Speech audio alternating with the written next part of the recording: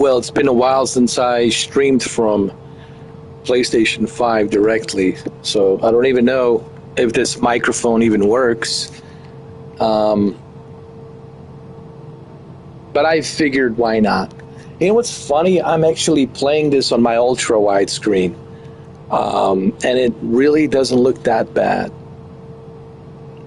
Yeah, it's a little bit stretched, but you know, when you switch to 4K resolution, still looks good.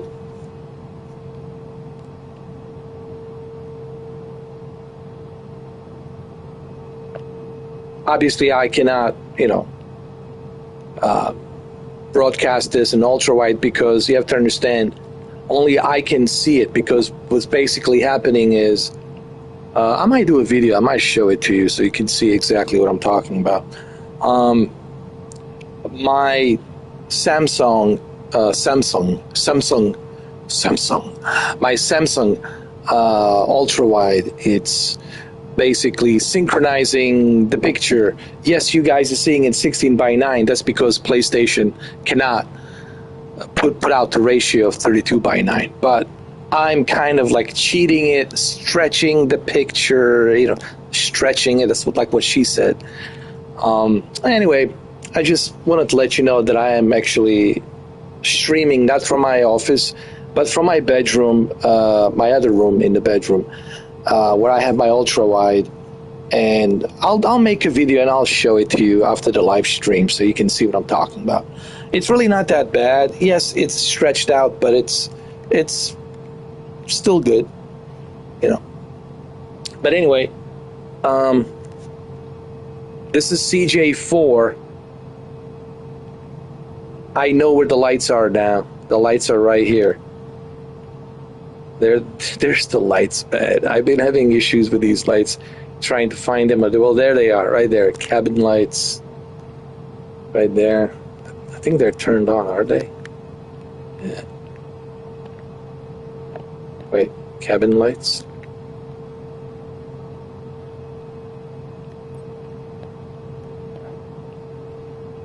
Yeah.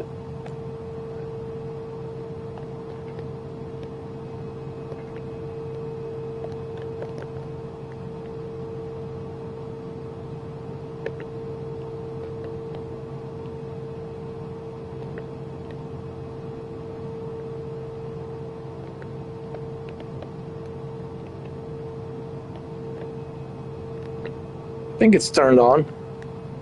Anyway, we're not at night, so, but either way, I know where it is. It's right here.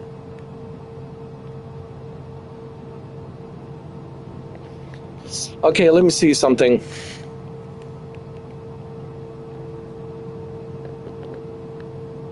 I'm still trying to adjust to the PlayStation 5 controllers. You know what I mean? Obviously, this is much easier with a mouse,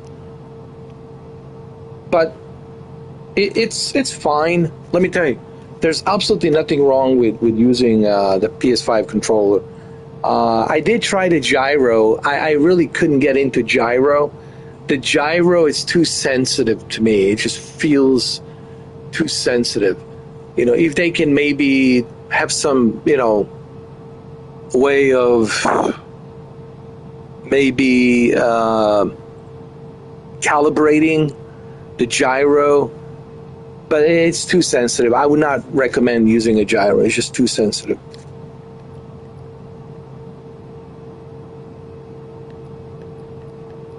That's what I was looking for. I was looking for this. I already got the passengers load up. This is the tablet right here.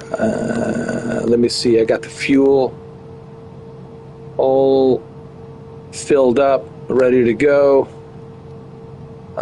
The flight planner, let me see. We're going from Philadelphia International all the way to Quebec. Quebec, is it Quebec or Quebec? I think it's Quebec. Quebec. Montreal, Quebec, Quebec, Quebec. Come back. I just call it Quebec. Quebec. That's it. Some people still say Quebec. Quebec. I don't know. Oh, for those of you who live in Canada, you let me know.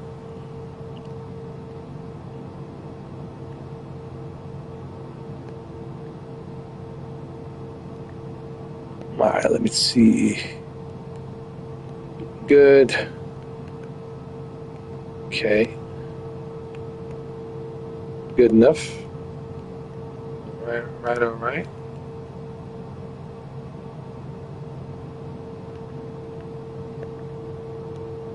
Okay.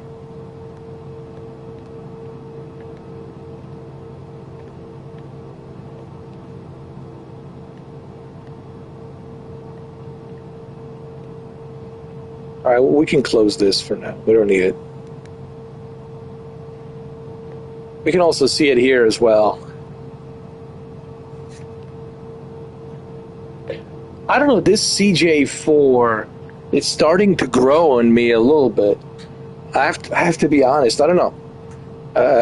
It's like a love and hate relationship that I have with this CJ4, but it's starting to grow.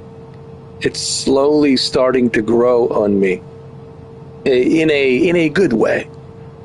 I know my experience with it. Listen, I'll be honest. That's the fact. I have to be honest because that's a fact. I never had a good experience on a PC with CJ4. I know what it is, and man, I have played Microsoft Flight Simulator like on various different PCs with a 3090, 3090 Ti, 3070.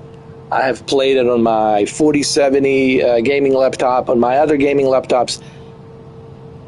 Alienware gaming desktops. I always had issues on a PC with it. Frontier Flight 2609 ready for IFR departure.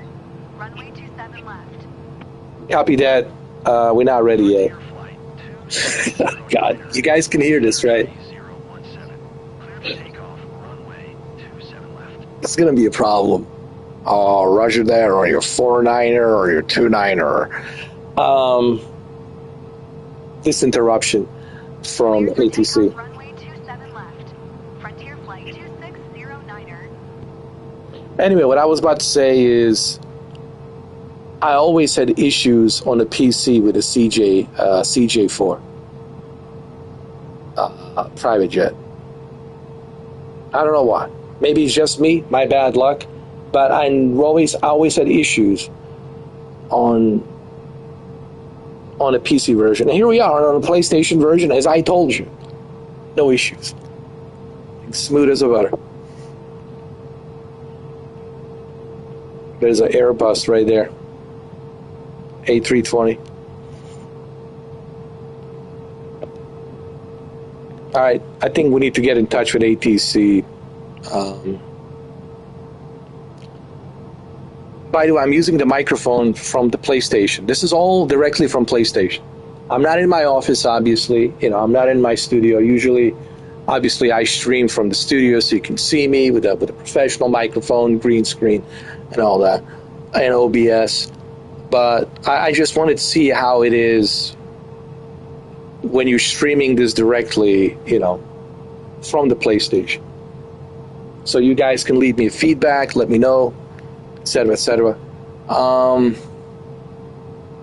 Let's get in touch with ATC. Let's get a clearance to take off.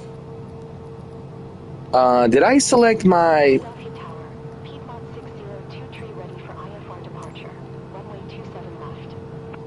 Hold on, I need to select... Hold on, I need to select... my co-pilot to be AI. Hold on.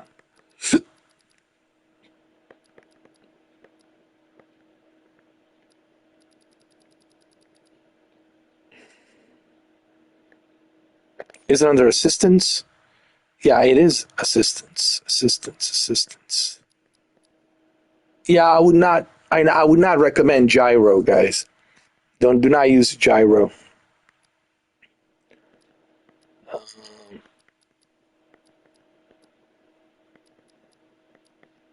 ATC AI. There we go. Excellent. Save it. Piedmont 602 tree, hold short runway, 27 left. Traffic. Piedmont 602 tree. Philadelphia Tower. Piedmont 602 tree at runway 27 left. Piedmont 602 tree, hold short runway, 27 left. Traffic is Cessna C25C on the runway. Busy traffic 602 tree, altimeter tree 017. on Philadelphia International. Runway 27 left.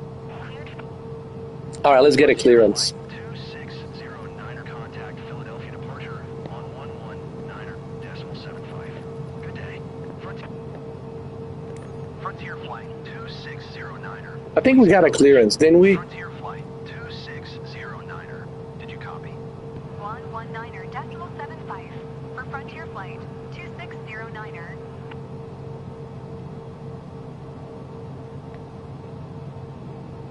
Yeah, I think we're ready. Piedmont 602 tree, contact Philadelphia departure on 119.75. Good day.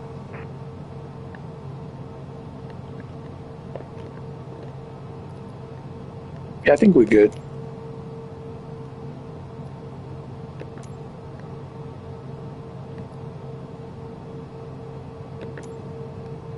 Piedmont 602 tree, did you copy? Acknowledge.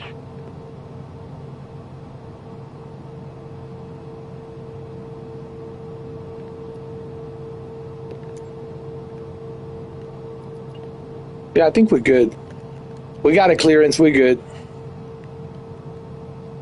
Anyway, I've selected AI to communicate with ATC, meaning that the co-pilot will be communicating. So I don't have to do any of that stuff. I think we're good. Our passengers already here, man. Everybody's in. Everyone is in. It's a full house on this Christmas Eve. A full house.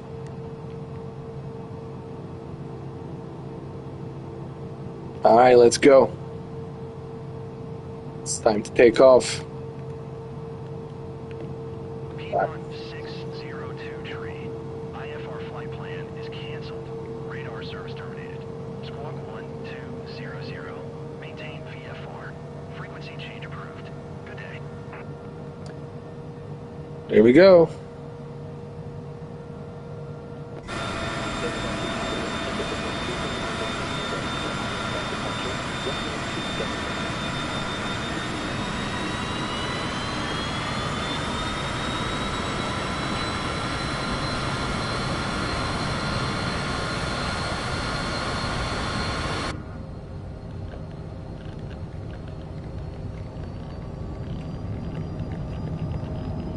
Cleared for takeoff runway 27 left, American 29er 19er. Jesus. Good Lord. Why is that bus? Oh my God.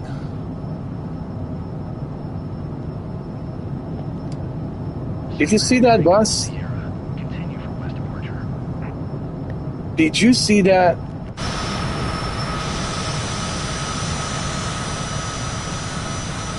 Oh my God. That was a close call.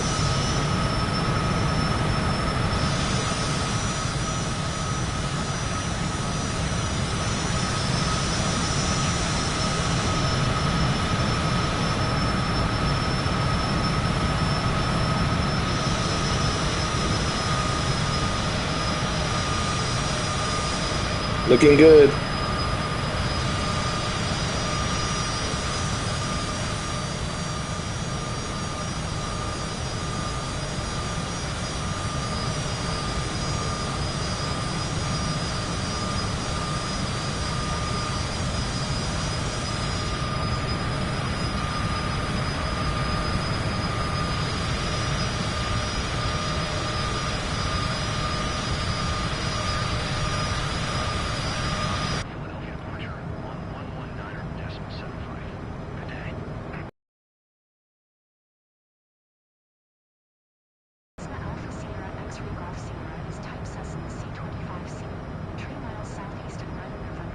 All right, she got it. She got it. We good. We good. Cessna Alpha Sierra X-ray Golf Sierra. Philadelphia approach. Squawk 0637.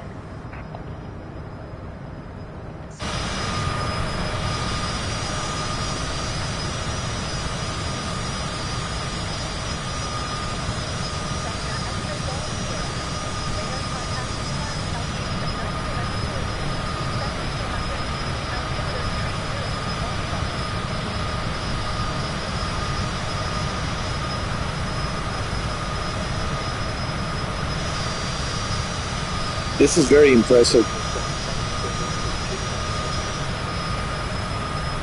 I never thought that PlayStation actually I did. I had a dream that the PlayStation version would be the best version of this game.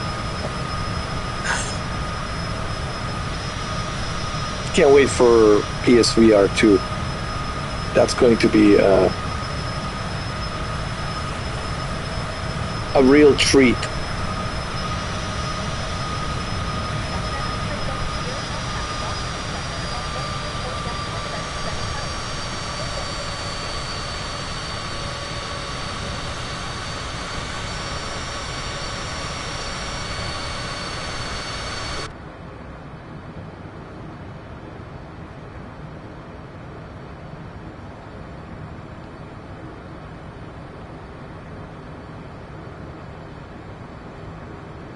Smooth as a butter.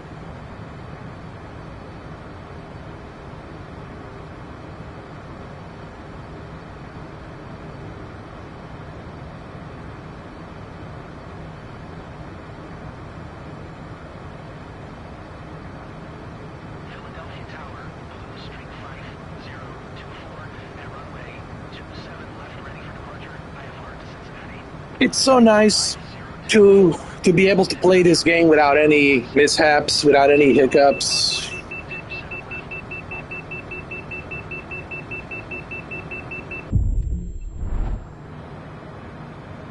There's just an overspeed.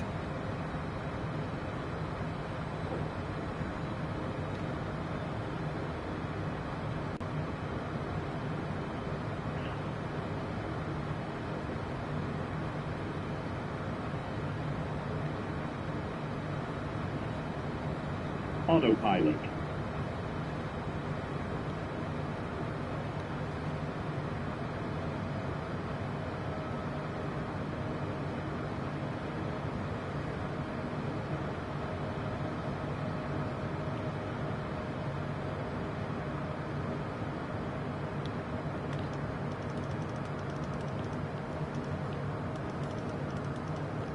There we go.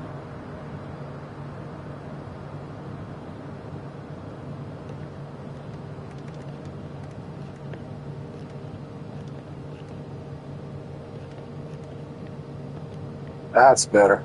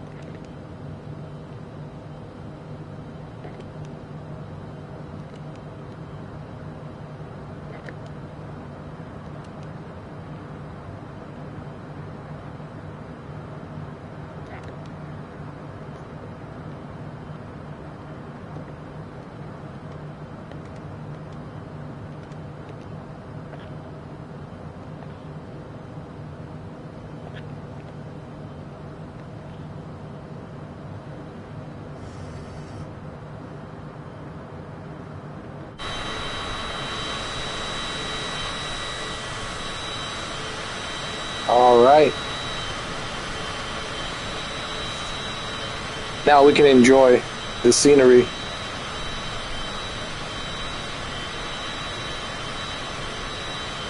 I'm still trying to get used to, the PlayStation 5 controllers, so, so I can remember where everything is, which button press, and all that.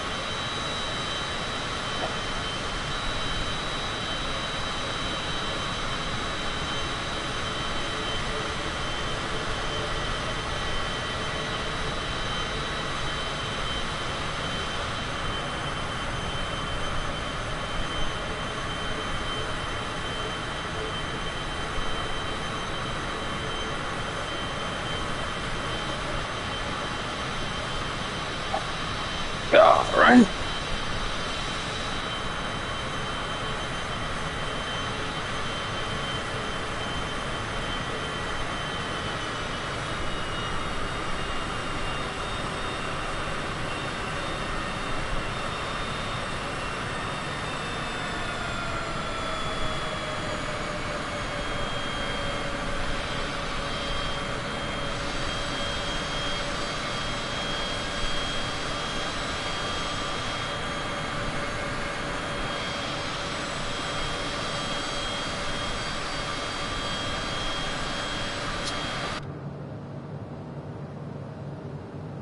What's the altitude? Hold on. Let's see.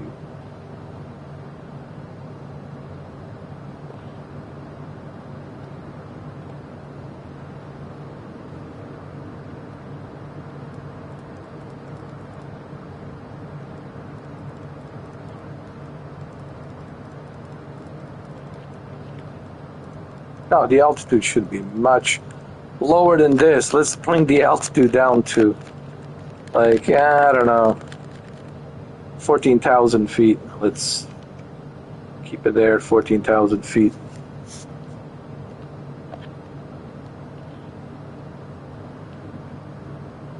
That's better. Look at these clouds.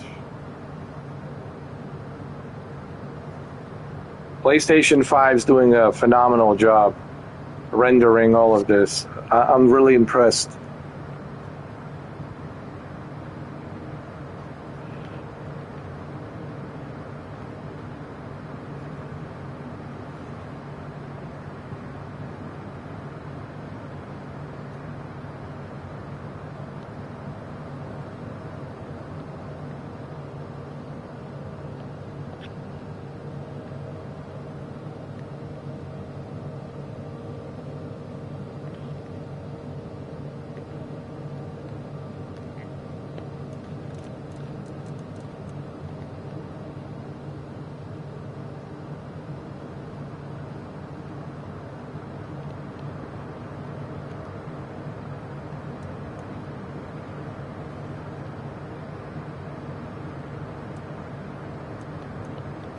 Okay, the trim's good.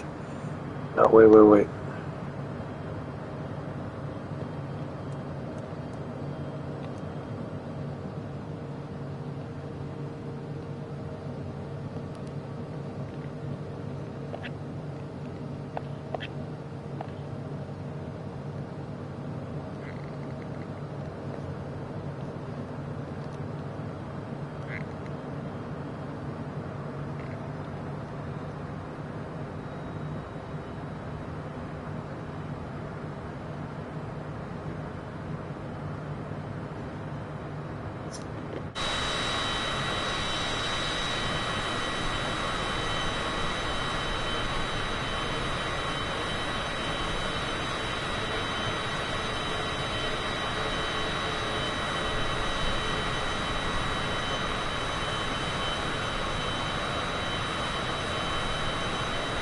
Let's go through the clouds.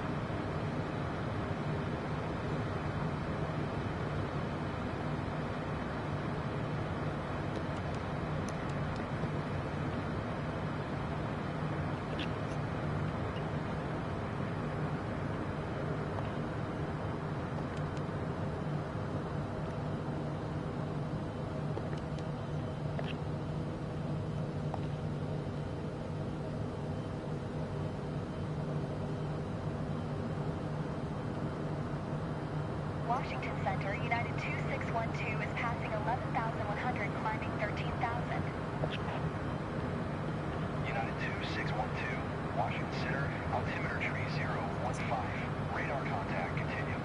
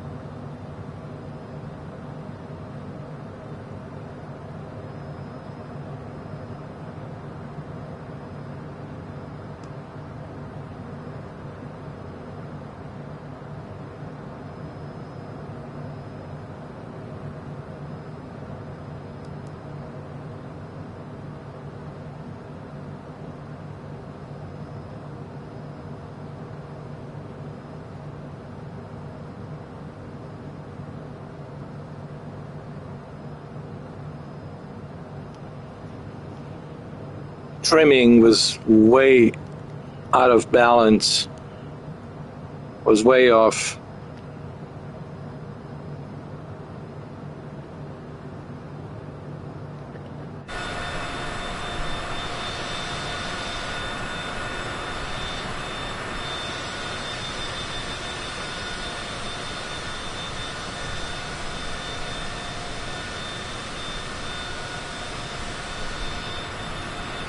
Man, this weather is not that good, huh? Flying from Philadelphia all the way up to Canada. Actually, Philadelphia International all the way to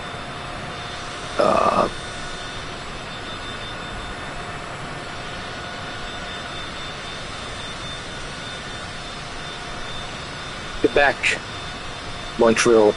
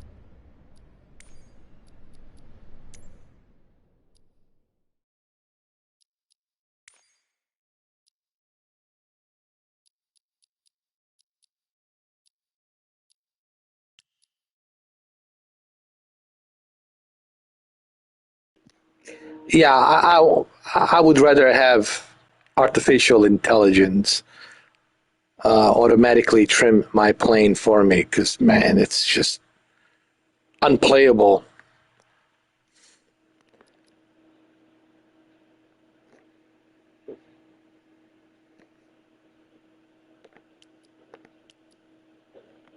All right, so I want to make sure that my trim, it's automatically.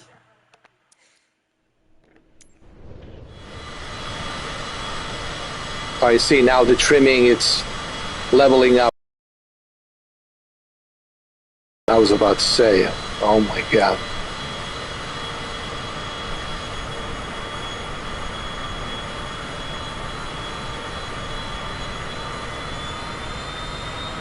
That's better.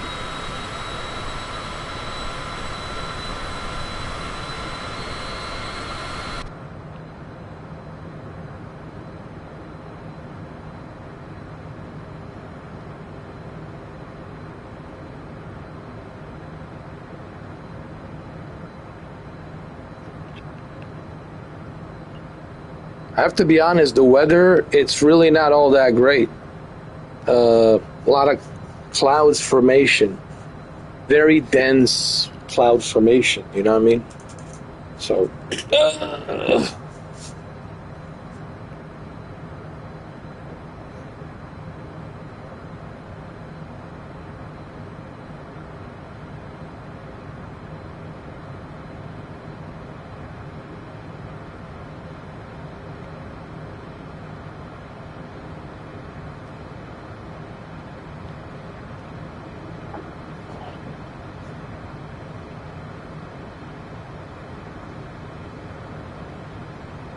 okay.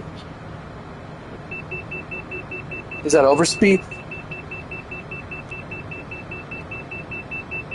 Yeah, it's overspeed. Autopilot.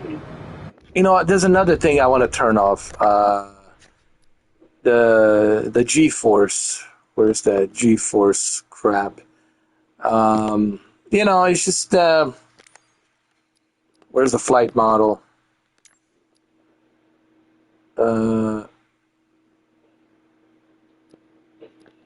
Let me see. Modern. Yeah, switch to flight model. Yeah. Modern, legacy, realistic, intermediate.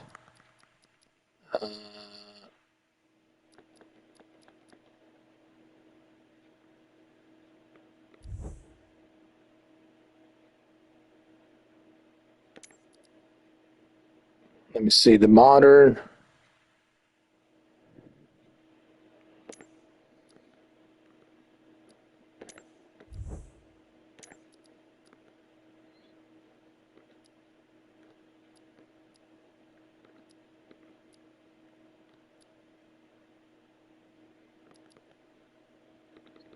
Let's bring down the craft realism. Like, I don't want it to be. There we go. Bring it down to like 30, 29. All right. Well, there you go.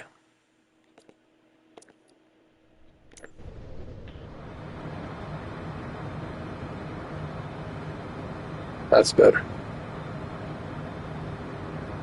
Yeah, I mean, this is more enjoyable. You know what I mean?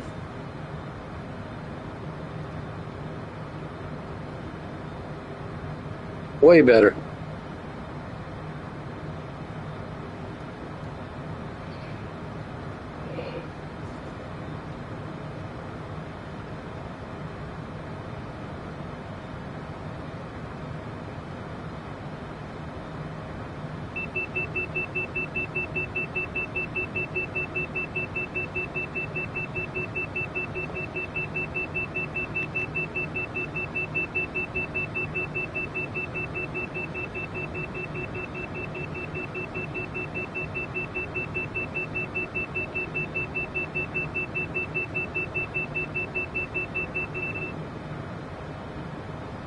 We're good.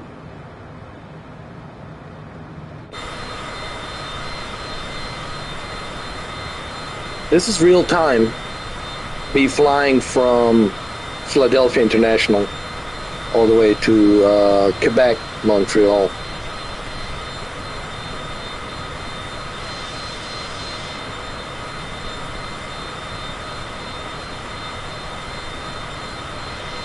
So far, so good. Honestly, I mean,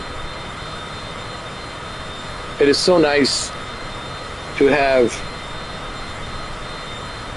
a Microsoft Flight Simulator experience without any like mishaps and issues and problems.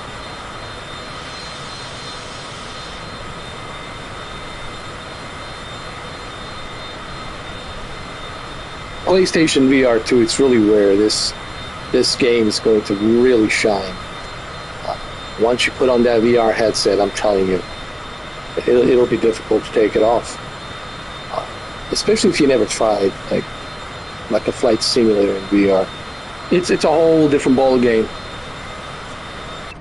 Trust me. It's a whole different ball game.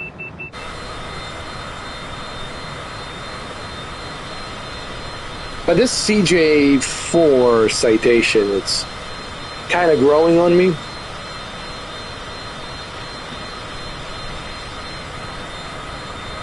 Kind of growing on me.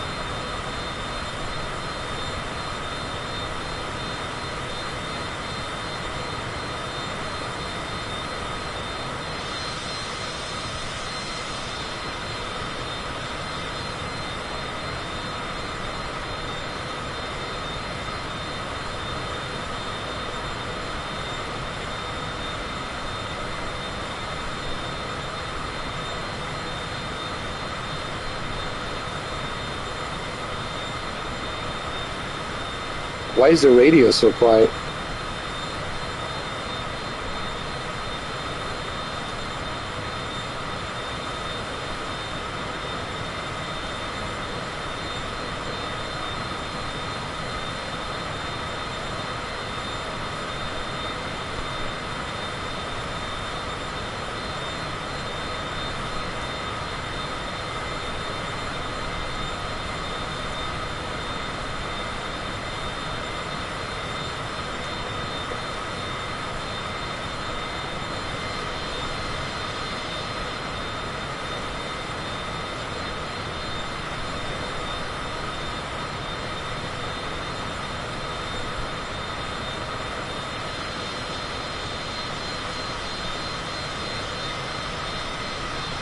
So far, so good.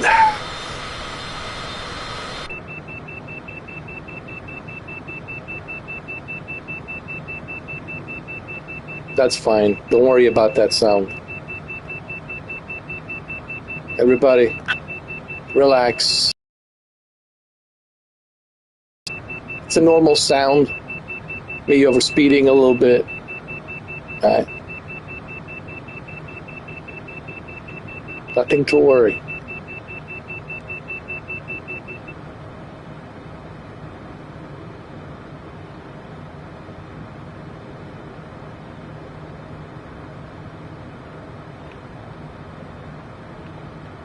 Wow, what a view, huh? Really nice view. How about that? Huh? What a great view.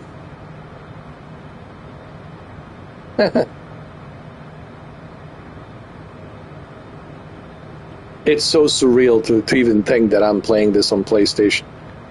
And this is a base PS5, you know, it's not even... I'm actually playing on my original big, giant, fat, you know, 2020 PS5. You know, the big one, the original one. I'm not playing this on the slim one. I'm playing this on my original big, giant, fat. It still works. 5 years now since I purchased the original PS5. You know, the big one that comes with a playable physical media disc.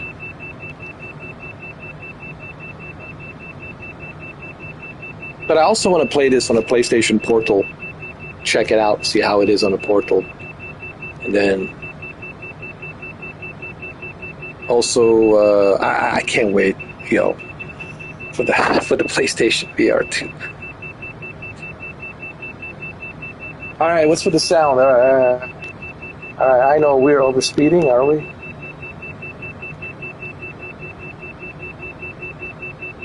It's okay.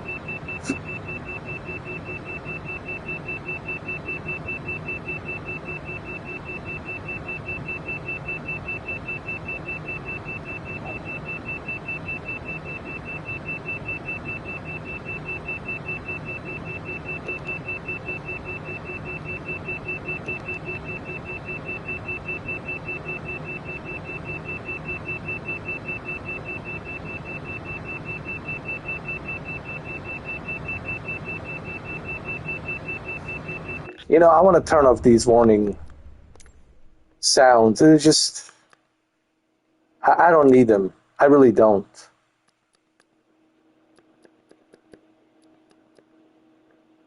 Yeah, please. It's okay. these warning sounds. You know, they're just. I'll bring it down to like 23, 24. Like this. Like, how's that? Is that good? Yeah, at least it's a little bit lower. It's just so annoying. Let's turn it down a little bit more. You know, it's just... No, I don't want to cancel. Oh. Let me, how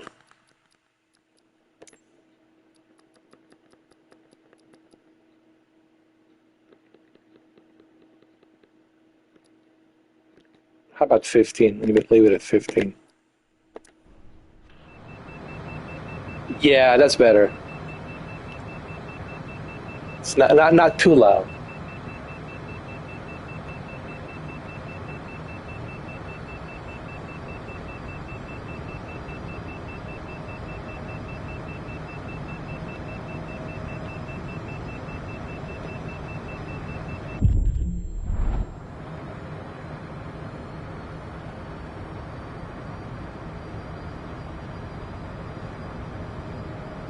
There we go.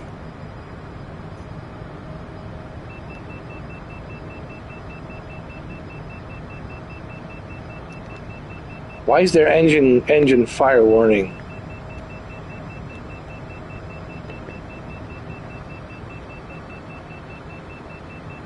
Hold on.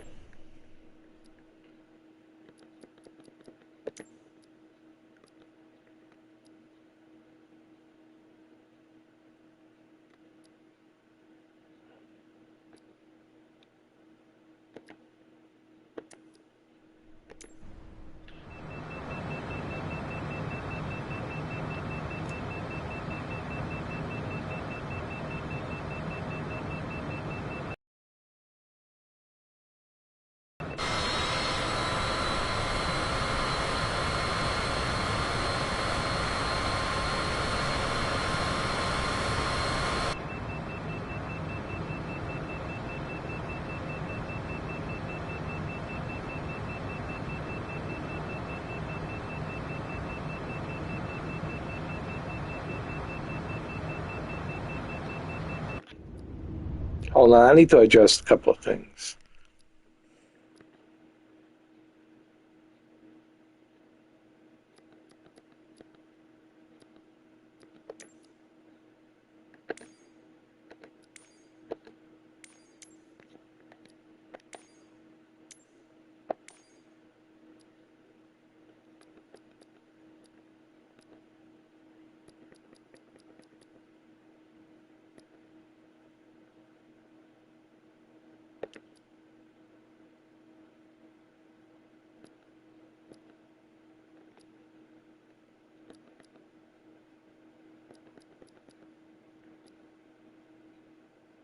Yeah, disable crash damage.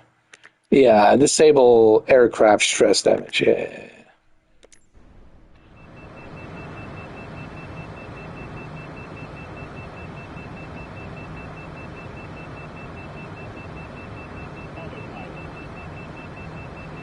Why it's still showing that? The engine fire warning. I don't understand why.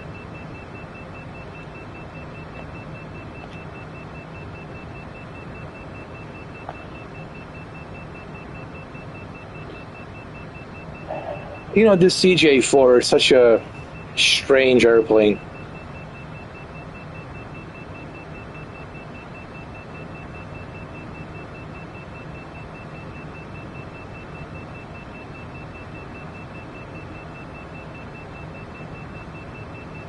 Let me completely turn off that sound. Dude, it says it's a fire engine.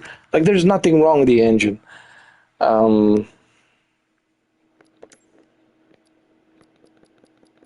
Yeah, bring it down to 0. No, thank you. Thank God. Yeah, it's just too much.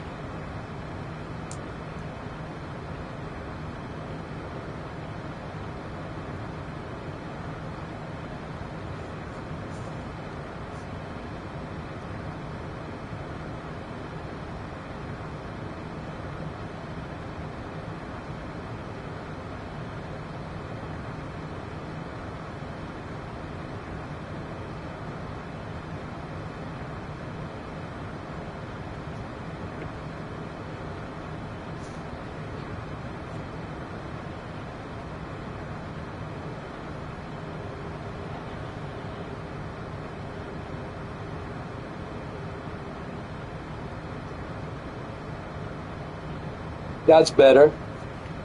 Much better. You know,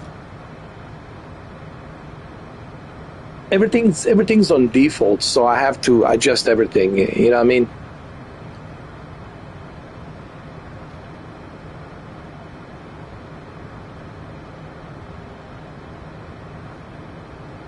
I think that's the first thing you should do once you download this game.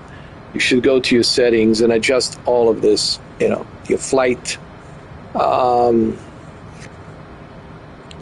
flight assistance, all that, like all this jazz. You should like flight assistance, um, flight model, flight assistance, all that stuff. You should definitely work on that and adjust all of that.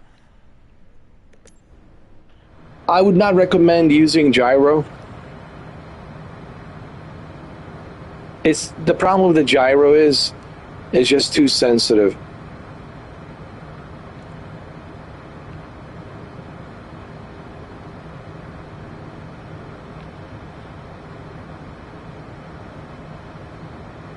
There we go.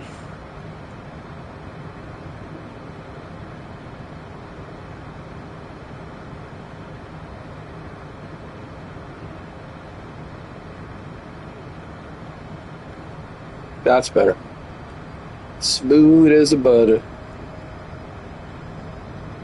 Now, of course, you know, having a flight controller, obviously, it's like if you use Velocity 1, like I use Velocity 1 Turtle Beach on a PC version, of course, you know, with a flight controller, with a yoke, you got everything. You got your trimmer. You got the whole thing. You can trim the plane. You can adjust everything in a press of a button. Everything is there for you. So it's, of course, a more realistic experience. But then again, you know, these controllers are expensive. Like the Velocity one, the one that I bought was $300. Excuse me, no, it was $400. It was $400, all right? So, you know, these controllers are not exactly super cheap. They're very expensive, so you have to consider that. The price of these controllers is like the price of a PlayStation 5 digital. You know what I mean? You could buy an additional PS5. There's nothing wrong with a controller. It just takes time getting used to it. It's, you know, it's like anything in life, like, you know, getting adjusted to a new car, right? You got a new fancy luxury car, SUV, and you're like, oh my God, you know, where is everything, right? So it takes time to get used to it. It's like with anything else. So same thing here. But there's absolutely nothing wrong with a PlayStation 5 controller. Once you get used to it, it's fine.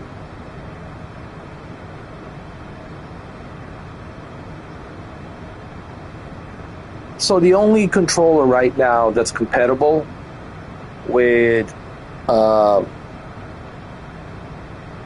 PlayStation 5 version of Flight Simulator, Microsoft Flight Simulator 2024, is Thrustmaster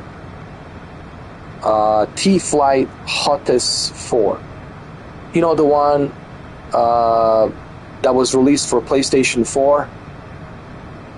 So the one that was released for PlayStation 4, Ace Combat 7, that's the one that I have. That's compatible with PlayStation 5. Do you really need it? I mean, you can use it. I mean, sure, it helps. It's enjoyable. Why not? But is it like really necessary? And I think this was the point. Sleeping Giant, the YouTuber. By the way, make sure you go to Sleeping Giant, show him some love, help him out, let his channel grow. Go subscribe to him, okay? And even he said you don't necessarily need to use the Thrustmaster T-Flight Hottest 4 control. I mean, I have it. I'll connect it just to see how it is, but you don't really need it. Is it going to help the experience? With the precision, yes. Like, you remember, I was not too long ago using my Velocity 1 flight stick to demonstrate how precise it is when flying a Huey helicopter, right? And you saw how precise it is. You saw how accurate it is. So, yes, it will be more precise. Having a really good controller, flight stick, absolutely, sure. But that's if you really want that realism, you have to have that precision, flying realism, then yes. There will be, I think, a lot of third-party manufacturers, most likely Turtle Beach. We'll see Thrustmaster and Turtle Beach jump in on PlayStation 5. You will see next year, spring, probably around springtime, summer, you will see a lot of controllers for PlayStation 5 version. You'll see a Turtle Beach version as well, so you'll see plenty of flight sticks and yokes coming out next year, spring, for sure. But for right now, your best option, well, it's your only option, it's the Thrustmaster T-Flight Hottest 4. Let's look us outside. Hold on, outside. Let's first check out on our passengers. Hello, everybody good? Everybody enjoying this Christmas Eve flight? Huh? Everybody enjoying it? Huh?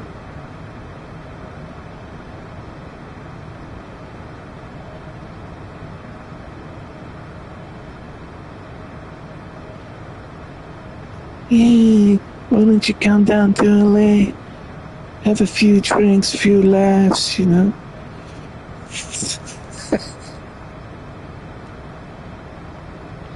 Die Hard is the Christmas movie.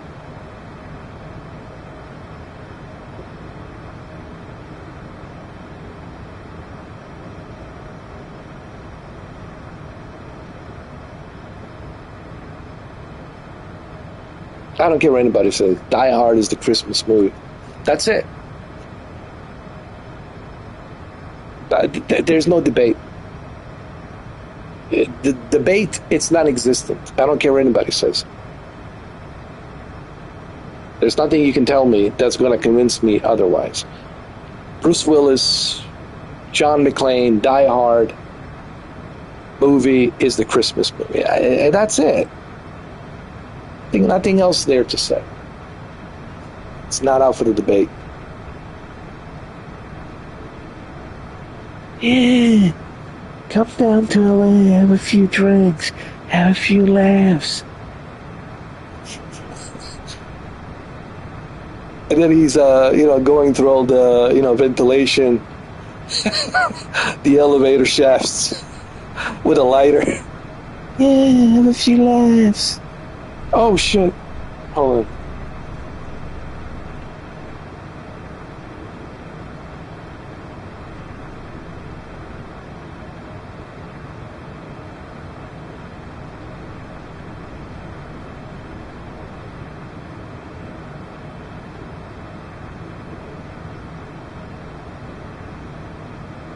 I think we need to slow down a little bit.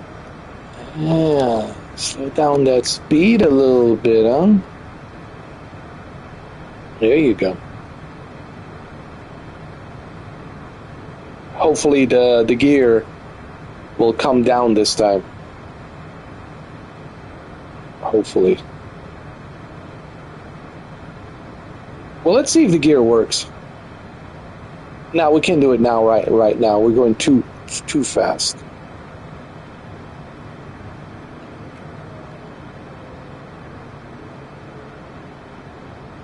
We're going way too fast. We need to slow down.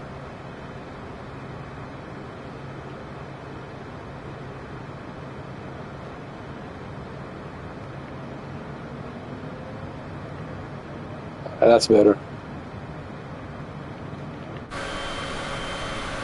That's it.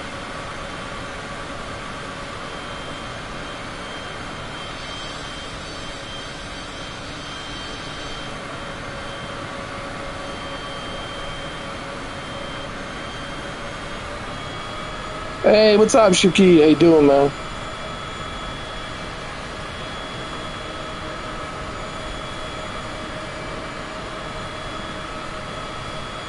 What are you up to this Christmas Eve?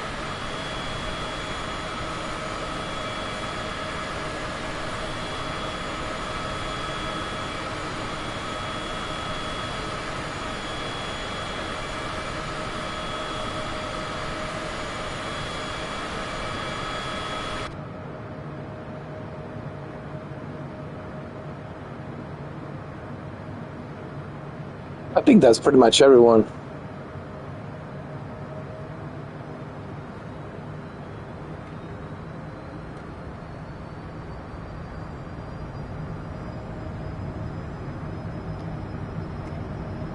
Yeah, I just felt like sharing that because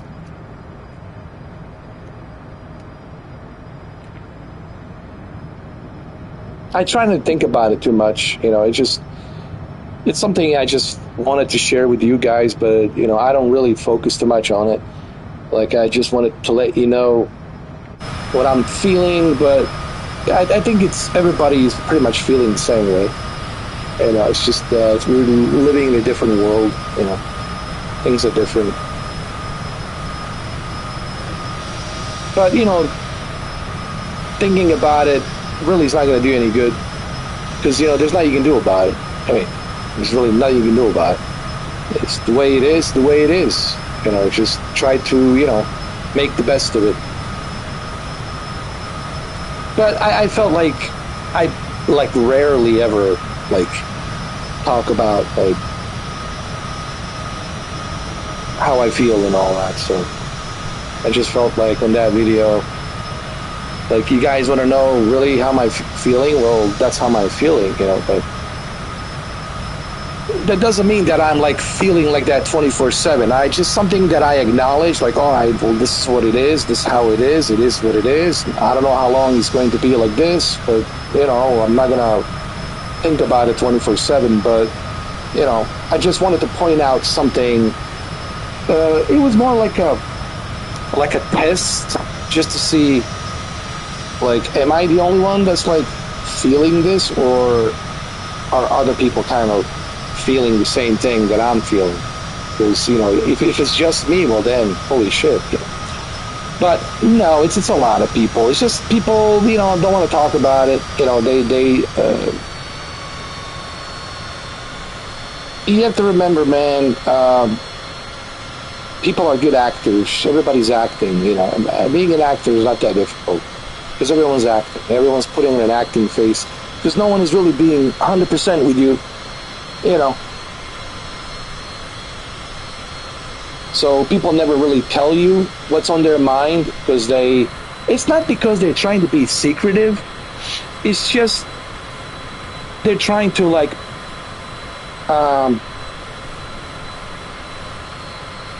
keep their privacy. They don't really want you to know what they're thinking, what they're going through. So they want to keep it hey, I just want to, I like my privacy. I don't want people to know what I'm thinking, blah, blah, blah.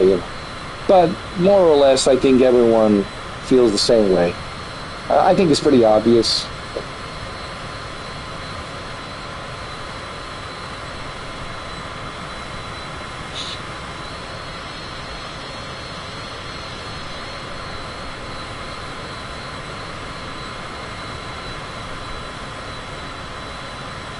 I can't believe I'm on the PlayStation. You know what's funny, Shuki? I had a dream. I was like a few years ago.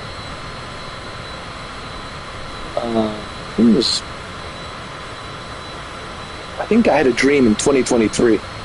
Yeah, it was 2023. I had a dream that Microsoft Flight Simulator would be coming 2020. Well, 2024 wasn't even out. We were still on 2020, Microsoft Flight Simulator 2020. I had a dream that this was on PlayStation 5 and PlayStation VR 2. No, really, I had a dream that like I was really like playing this on the PlayStation 5, and I was wearing my PlayStation VR 2 with 110 field of view, with HDR, with the eye tracking, you know, the whole thing, the whole 9 yards, and long and behold, here we are. Isn't it funny how dreams, like they let you know, like hey, something like this actually it's going to happen. Isn't that, it's like, to me the dreams are something else, man. Like, I don't just look at dreams as like, well, it's just a dream. I look at dreams as like, I don't know, man. You know, there could be something to it. Well, sometimes they do, not all the time. Sometimes they do. Yeah. They do sometimes. They do manifest like this.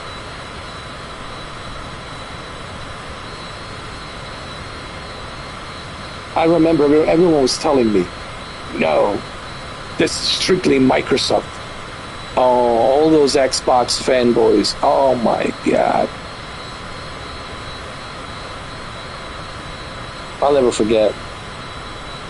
You'll never see Gears or Halo.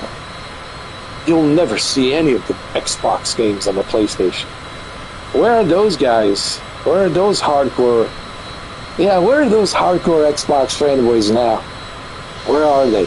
Listen, man, I'm not a fan of any fanboys. I just can't talk to anybody who's a fanboy.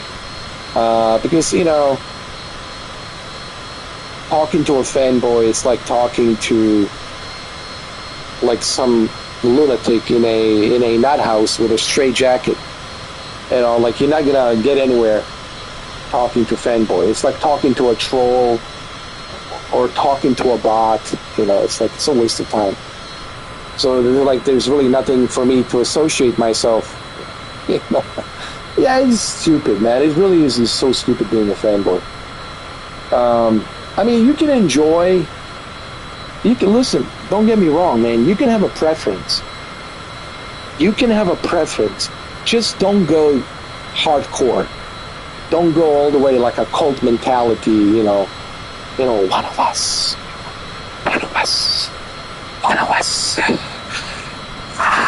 PlayStation, Xbox, PC Master Race. One of us. You know, it's like, don't go that far. That's all I'm saying. Like, I don't mind. You know me, Shuki. You know me really well. I don't mind if you love specific brand, right? Whether it's be AMD or Nvidia or an ultra wide screen, specific, you know, Samsung brand or LG brand, whatever. I have no problem with people having a preference. I'm not against that. I always tell people there's absolutely nothing wrong with that.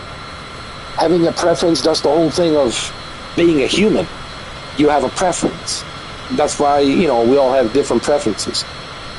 I just don't like when people go like this cult mentality. Oh, if you don't own this product, I don't want to talk to you. Or if you don't have the same product I have, I don't want to talk to you. And like that's what, like, you know, it's like I just don't get that.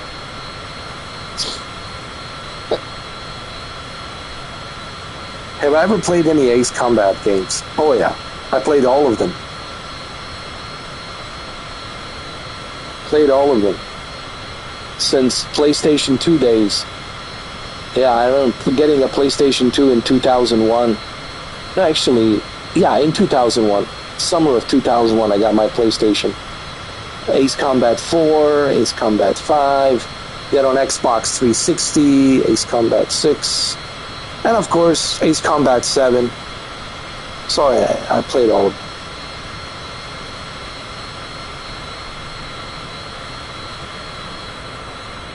I'm looking forward to this new one, though. This new one looks really good.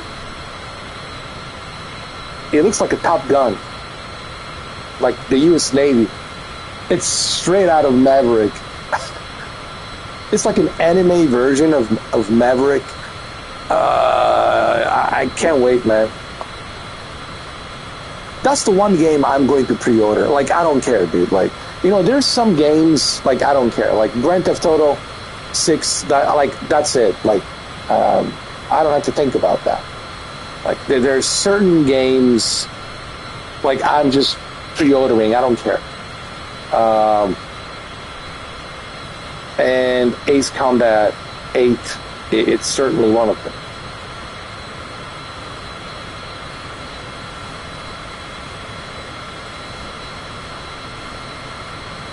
But then there's Grand Theft Auto 6, $100. Yeah, listen, every single one of us will pay $100. Let's just be honest here. Everyone's going to pay $100. I don't know about Shuki. Who am I kidding? Shuki will pay $100 for it. You know it. He has that PS5 Pro.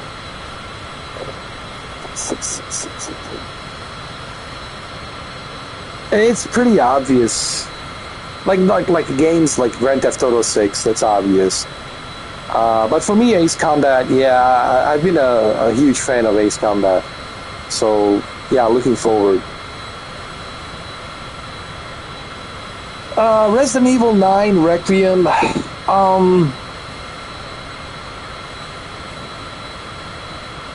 Yes, I want to play it, but here's my thing with Resident Evil games. Can I be honest? I wish I could just rent. To me, Resident Evil games are like rental at best. Can I be honest? I don't like see any kind of like long-term value with $70. Unless you maybe buy it on a PC so you can use all the mods. You know, they have all of those mods that you can use on Steam Workshop. You know. But like in general, like on a console, I don't like, unless you're a hardcore. See, I'm not a hardcore Resident Evil fan. I'm like a casual Resident Evil fan. Yeah, I played all the Resident Evil games, but I wouldn't call myself a hardcore Resident Evil guy. But if you're like a hardcore Resident Evil guy, then I get it, you know. But I don't see like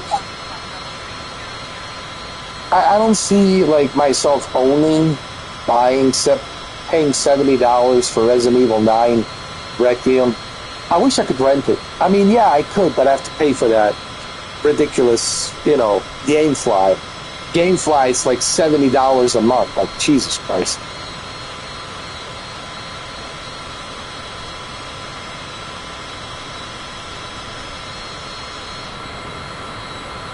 Yeah, Resident Evil 1 and 2. And Nemesis was good too. Resident Evil 3, Nemesis was good as well.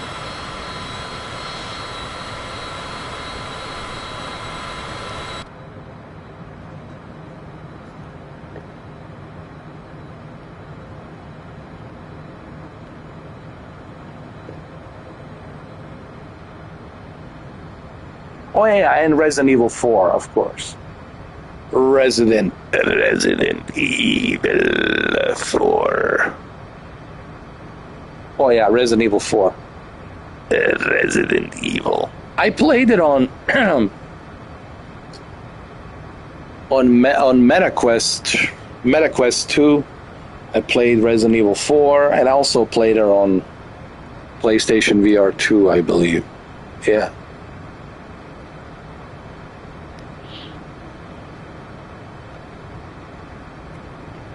We're going to Montreal, Quebec. Quebec. Is it Quebec or Quebec? Quebec. When I say Quebec, it sounds like come back. Quebec, come back.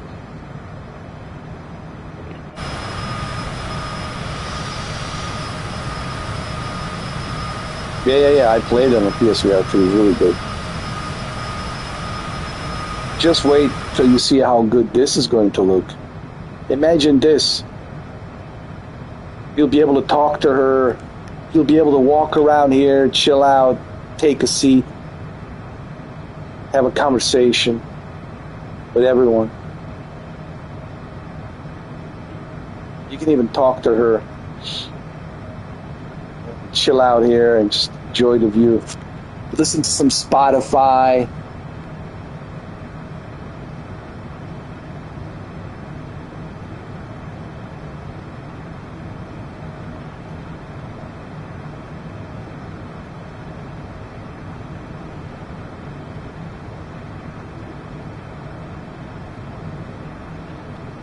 Hold on.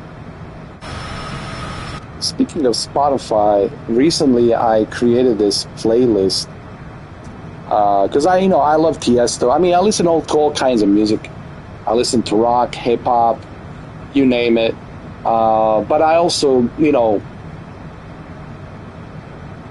grew up listening to techno, electronic music, like in the late 90s during the Prodigy and all that. And then Tiesto, 97 came on the scene, DJ Tiesto from Amsterdam, Paul Oakenfold, etc., Armin van Buuren later on. And so, I'm very familiar with like electronic music and techno, so it was very easy for me to make a playlist of 3,300 songs. Basically, I made that playlist in about like 4 days.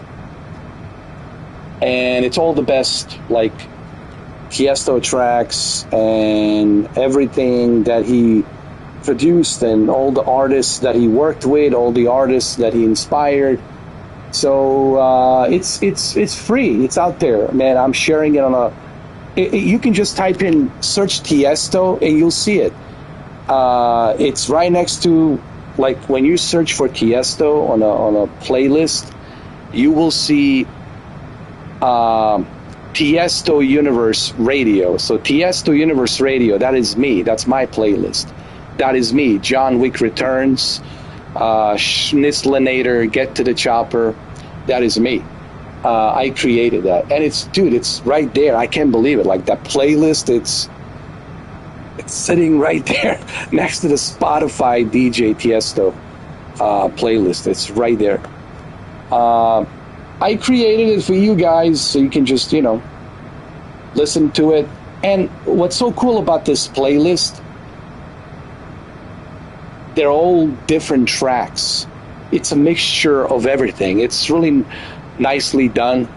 And so when you listen to it, it's like you could listen to it for like 2 weeks and you will enjoy it, man. It's like continuous mix of really good stuff in there, and you guys will enjoy it.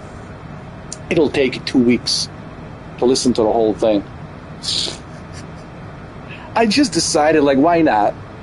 Like, I'm not asking, anybody to put me in a Guinness Records or anything like that, of the longest playlist. on on Spotify. I'm just simply saying, you see, I like doing stuff. Even this YouTube, 12 years, all these long live streams, everything I've done. It's not about like some sort of a accomplishment. This is not about that. I don't look at my life, ooh, I accomplished this, ooh, I accomplished that. I really don't give a shit about that crap. There's too many people on this planet. There's too much accomplishments out there. Like, you really think people will recognize you or they're going to remember your accomplishments? To me, I don't care about the accomplishments. What I do care about is the experience. Like, I love sharing stuff, creating stuff, sharing it with you guys. I think that's where I like get the excitement, is creativity and the experience. That's one of the reasons why I was John Wick Returns in Meta Horizon for like 2 years. Can you believe it? Like, I never broke the character. I was John Wick Returns in Meta Horizon World for 2 years and never broke the character. And I did that not because, ooh, look at me, Guinness Records, whatever, Mr. Keanu Reeves impersonator, never broke a character. It's not about that. It's about the experience and how many people I made laugh and how much everyone was enjoying great time. People had fun, and you know, and that's, to me, that's what I enjoy. Like, all right, it's a great experience, it's fun, you know. That it's not about like me or look at me, I accomplished this. I don't care about the accomplishments. I really don't.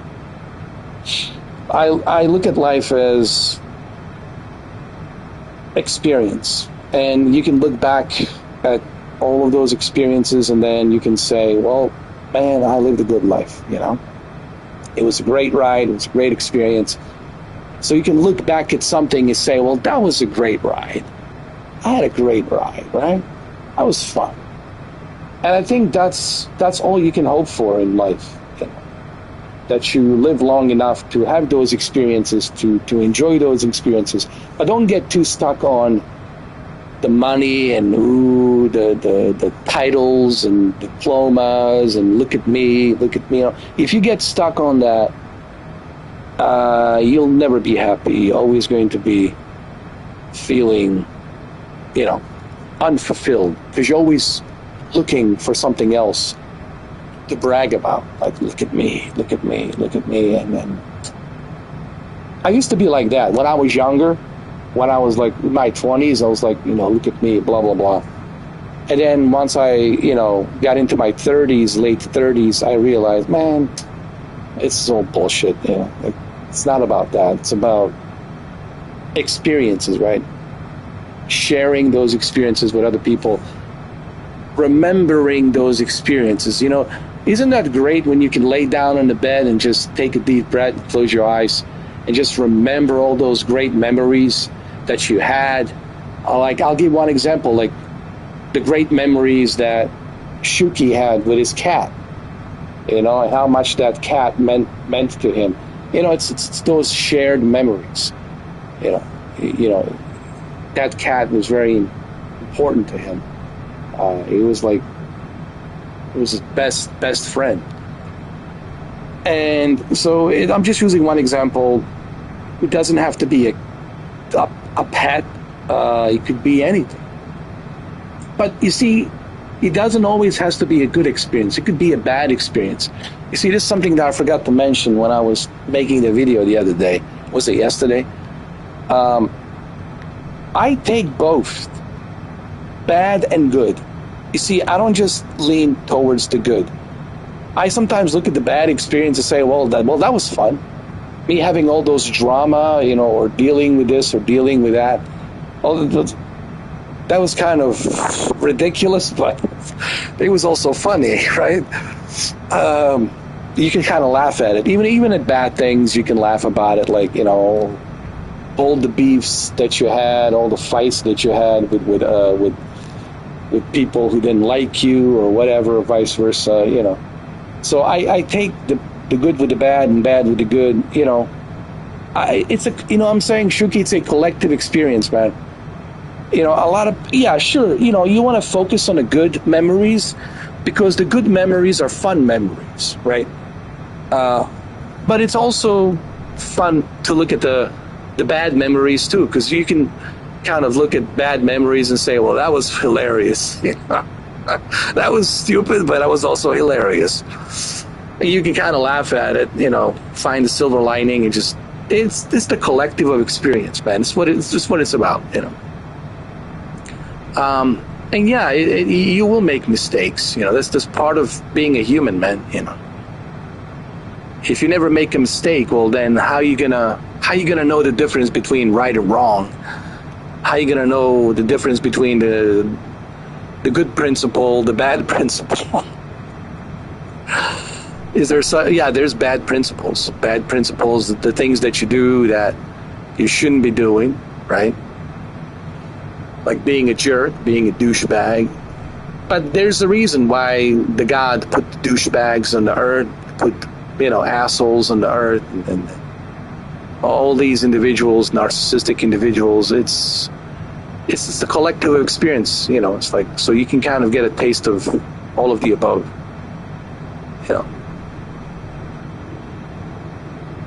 Well, let's put it this way. If everything was hunky-dory, perfect, you would be bored. You would be bored. That's how you would get depressed. You say, man, this is really boring. Everybody likes the same thing. We all agree on everything. Nobody dislikes nobody. Nobody hates nobody. Everybody loves everybody. This is really like boring. We always smile at each other. Everything's perfect. We're just... It would be weird, man. Yeah, it would be... First of all, it would be weird. Fucking weird. So having, the good and bad, it's fun. It's fun sometimes, like just screwing around with somebody that it's let's say you're dealing with some narcissistic bitch, and you're like, all right, bitch, I'm gonna embarrass you now, right? And so you start having a fight for her, verbal fight. It's fun. And she starts throwing her high heels on you, or whatever. Or maybe she'll throw a rubber dildo at you, or whatever. So it's fun, right? As long as it doesn't go to the next level. You see, you got to know how to get out of the fight, like a verbal fight. Like, all right, okay. She's too pissed off now. Let's not take it to the next level. Let's just, all right, I'm out of here. So, here's the thing. You got to know when to kind of back down, when to get out of that heated argument. Like, and you got to know when to get out of to get out of that heated argument. Because he can go to many different levels, and you don't want to do that. You don't want to. You want to stay at a certain level, and then when you feel that it's boiling too much, and you're like, all right, I'm out of here.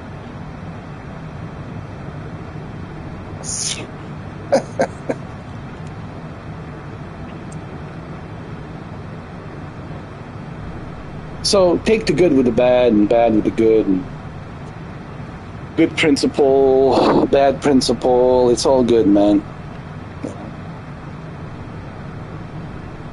That's life, Maybe that's what it's all about.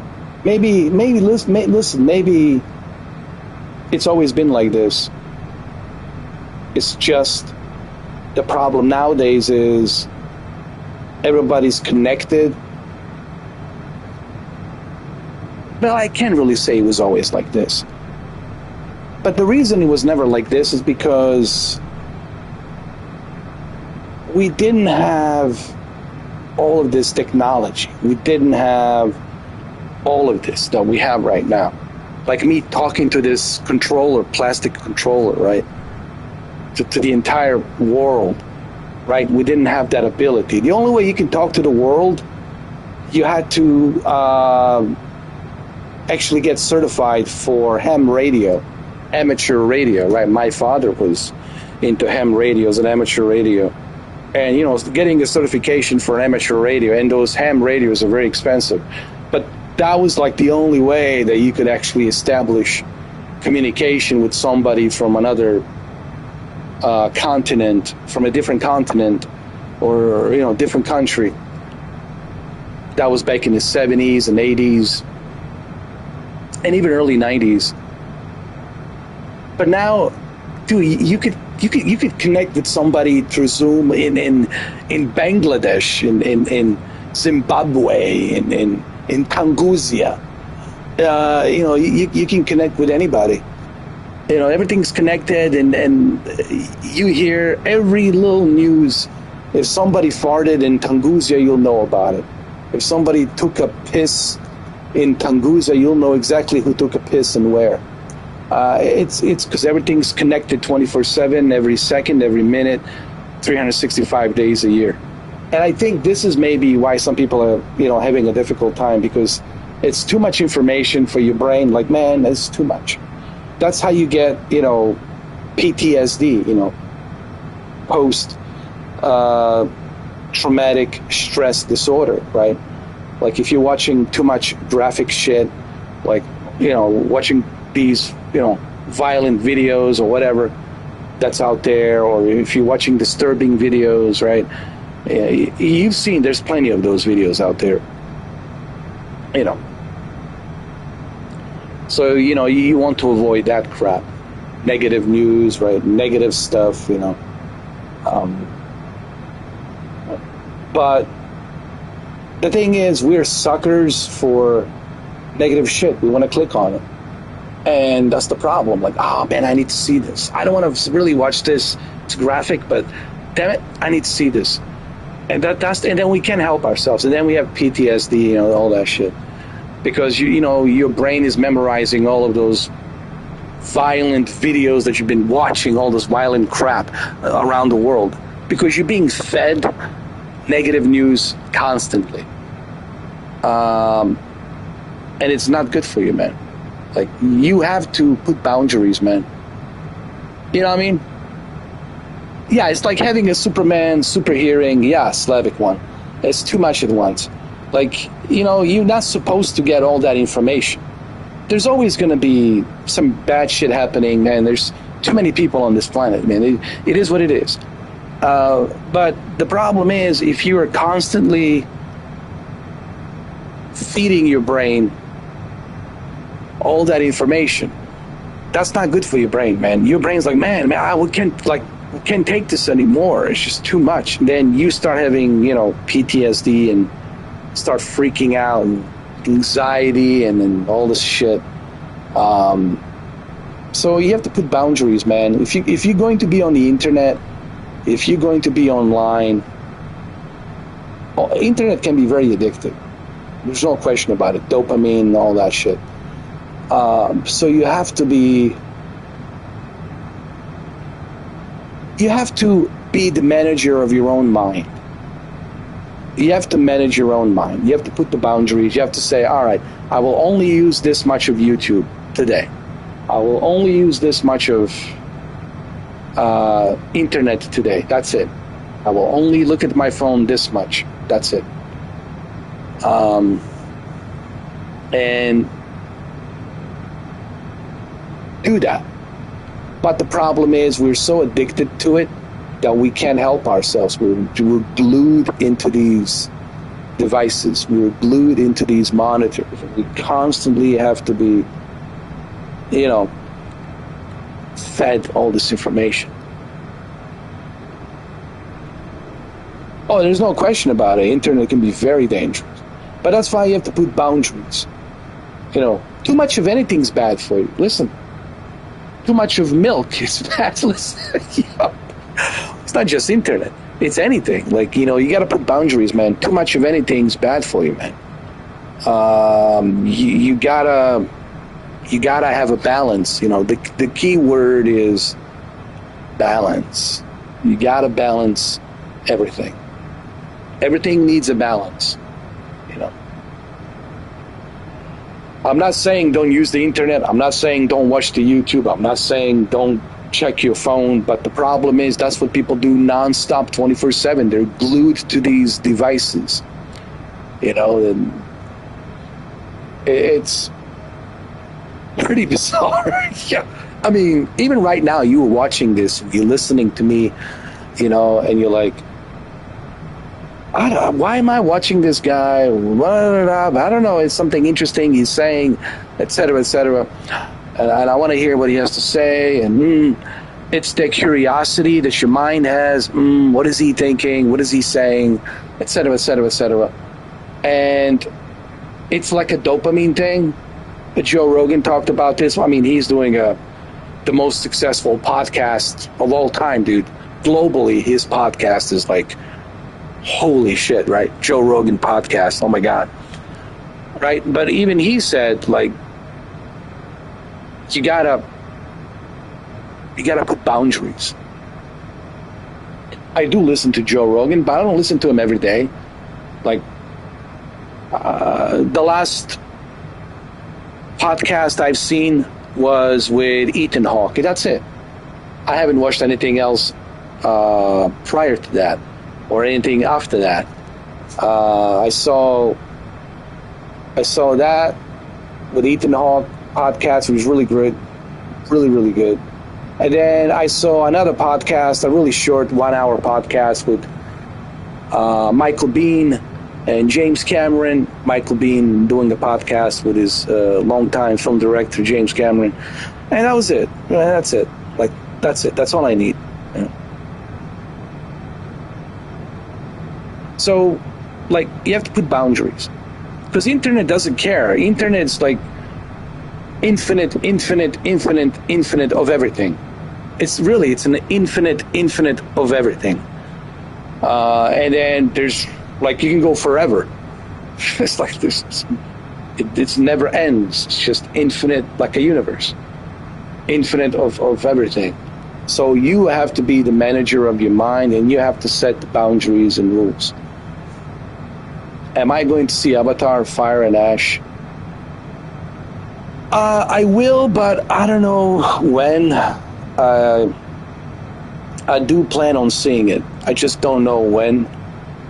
But eventually I will see it. People told me you have to see it in 3D, on IMAX 3D. A movie like that, it's not a movie you want to watch at home. A movie like that, honestly, it's a movie that you need to experience on an IMAX 3D. That's what everyone told me. So yeah, I certainly want to see it.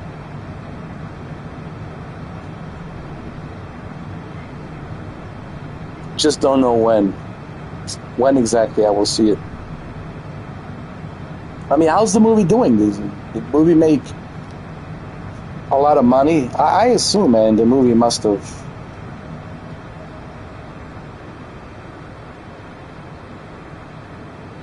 The movie must have made a lot of money.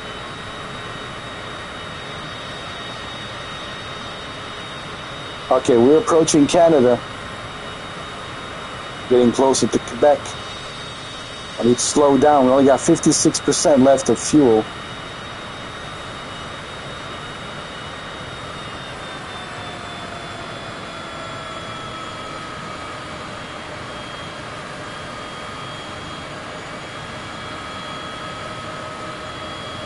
There we go. Slow down a little bit. It's not doing as well as the previous one so far. You know what it is? I think people are getting... I think the honeymoon of Avatar has been over, man. You have to remember something. Avatar has been around since 2009. That's a long time ago. Since 2009. And, it just... I think it doesn't feel... People don't have that same, like... What's the word I'm trying to use? Excitement like they did previously. Because it's nothing new, nothing innovative, just a continuation of the story. Just like continuation of the story.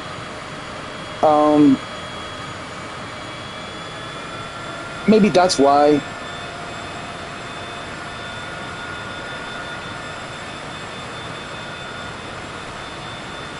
You know what I mean?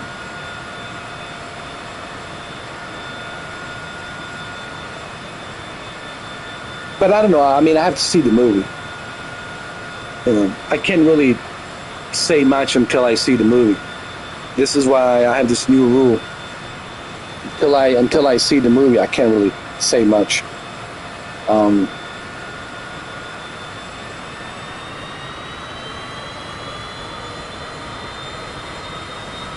Even the Mission Impossible, I know some people didn't like it, but I haven't seen the new Mission Impossible, so I can't really say much.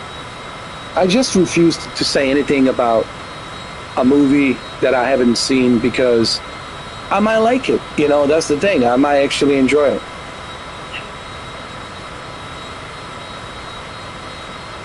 But Jurassic World Rebirth, that was god awful. Oh my god. Oh, that was bad. I mean, that was really bad. The acting was terrible. Everybody was there just to pick up the paycheck.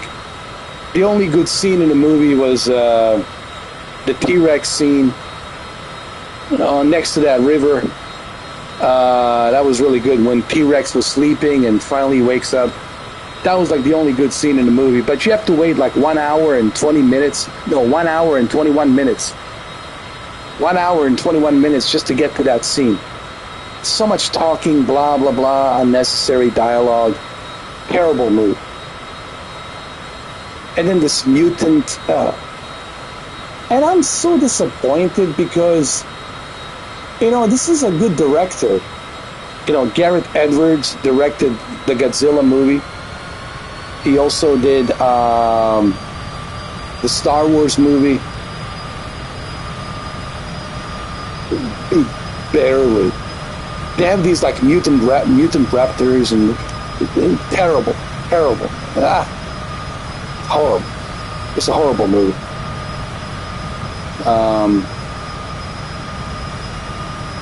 What's her name? Johansson. She only got there to get paid. That's it. Scarlett Johansson. She was only there to get paid. Like, let me collect the paycheck and that's it. I'm out of here. Like, what the hell? I'm saving you guys. Yo. I'm saving you 2 hours of your time.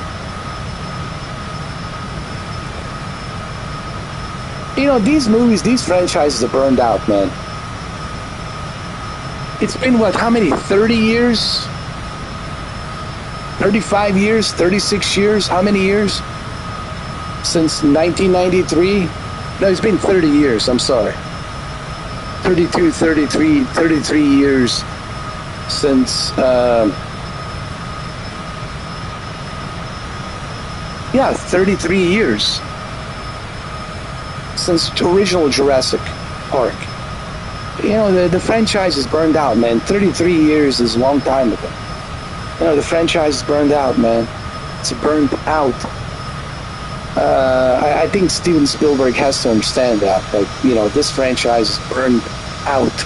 It's burned out, man. You gotta let it go, man. It's done.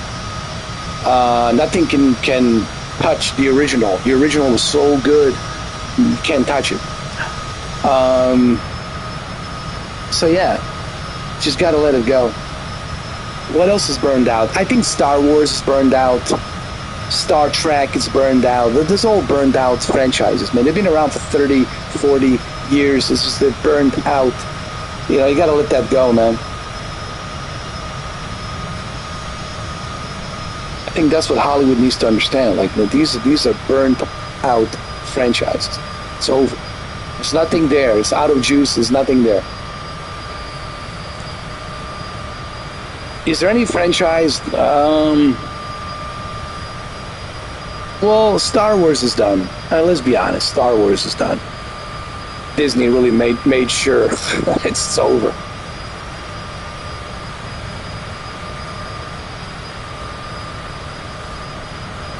Did I like the new Star Wars game trailer? I didn't know there was a new Star Wars game trailer. No, I haven't seen it. The only game trailer that I saw was the Tomb Raider. That's it. It was the Tomb Raider. The new Tomb Raider. Looks really good.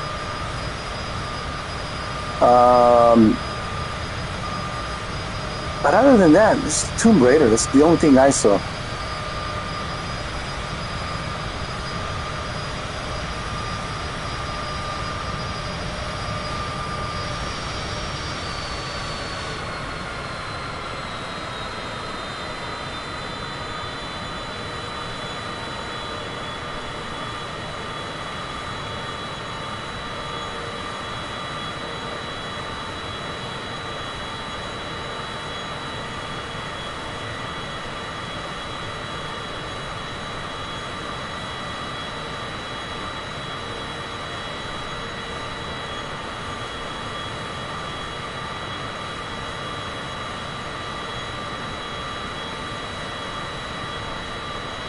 And I even think the Predator franchise, and even Aliens franchise, it's burnt out. It's just not scary anymore. Like those xenomorphs, they're not scary anymore. Like they, like you've seen them so many times, and you're like, whatever. They're just not scary anymore. I'm sorry. Yeah, because you're so used to them. Even the Predators, like you're so used to them. It's like, it's like whatever. Yeah, those franchises are burned out, man. I gotta tell you, Aliens, Predator, Star Trek, Star Wars, it's all burned out, man. I mean, it's old. 30 years, 40 years, man, it's over. It's burned out, man. Terminator is burned out, man, after 40 years. Like, forget it. I mean...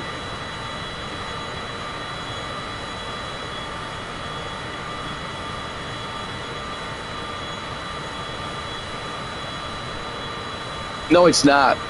It used to be, but thanks to, I think the worst mistake that, what's his name? My God, I can't remember his name now. George Lucas made was selling the rights to Disney. I mean, he got billions of dollars. Sure, he made a lot of money. He's set for life. But I feel that he sold out his, I don't think he feels good about it, man. You're like,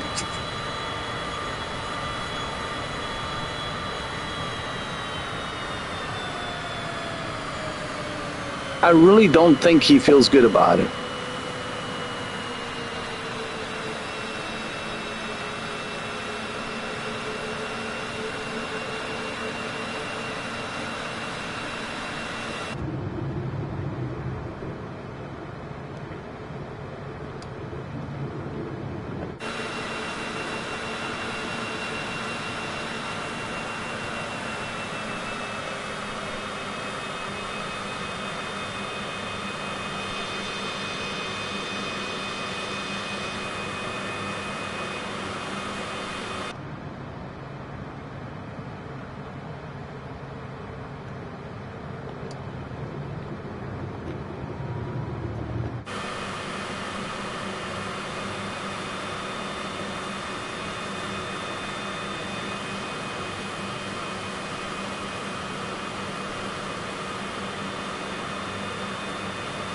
I know, that's why he should have never sold it. He should have kept it.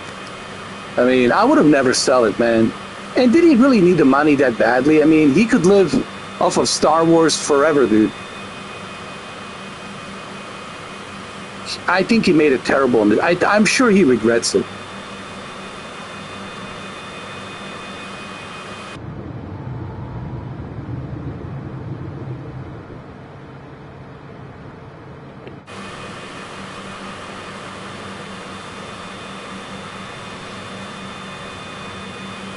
I'm pretty sure he regrets it.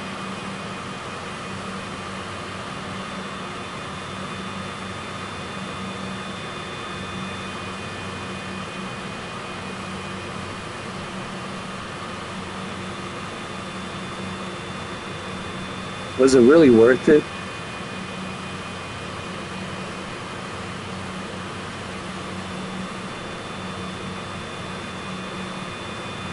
That was too late now.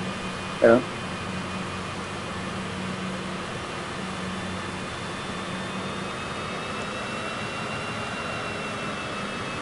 Everything was good, man. Star Wars Episode 1, Episode 2, Episode 3 was great.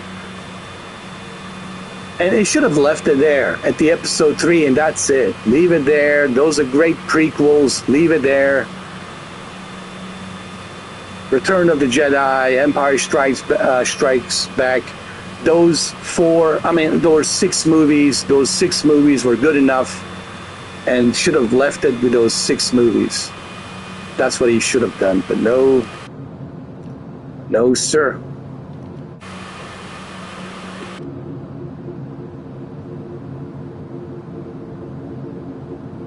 No, sir.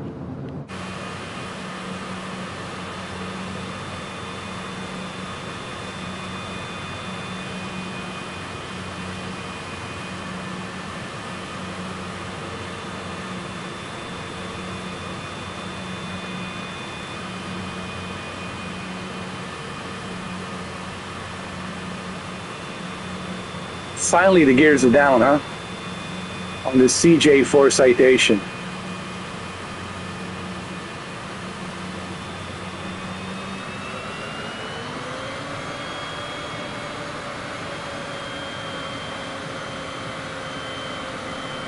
Quebec!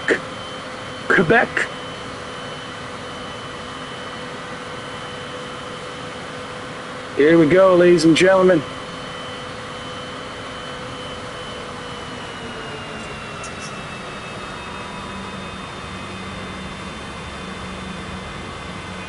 Ladies and gentlemen, welcome to Quebec.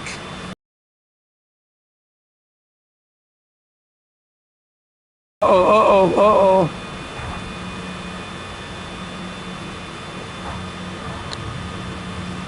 A little bit of a bumpy landing. Not the greatest landing, but hey, you know, hey.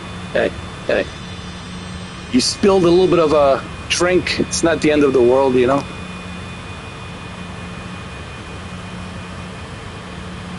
It's not the end of the world.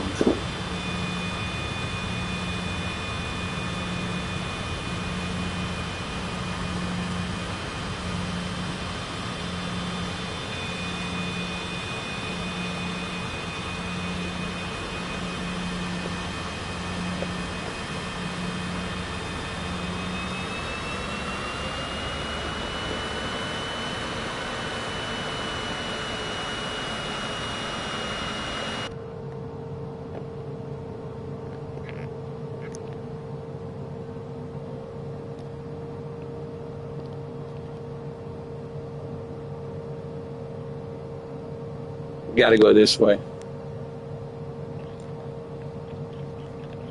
I missed the route. It's right over here.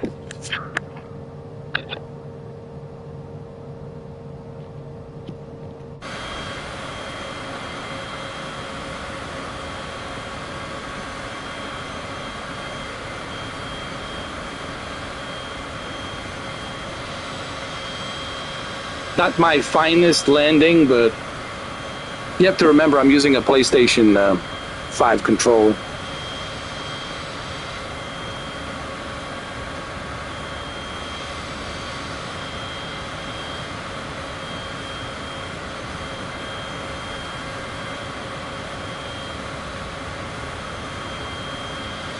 You see, I told you it's working on a PlayStation, but on a PC it didn't work. Hilarious.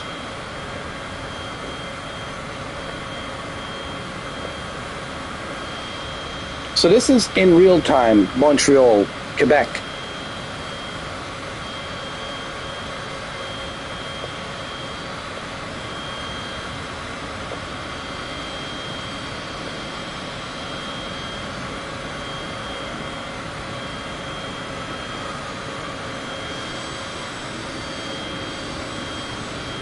Nice. There's another. Looks like a 787 landed as well. Are you guys aviators? I mean, do you guys enjoy flying? I'm just wondering.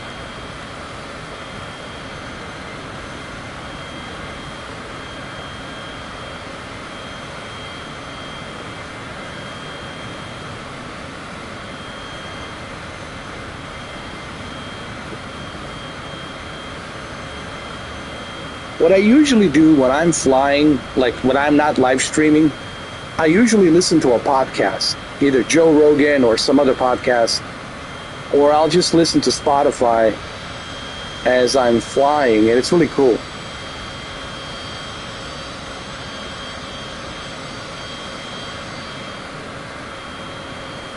So CJ4, it's certainly growing on me now, this citation CJ4.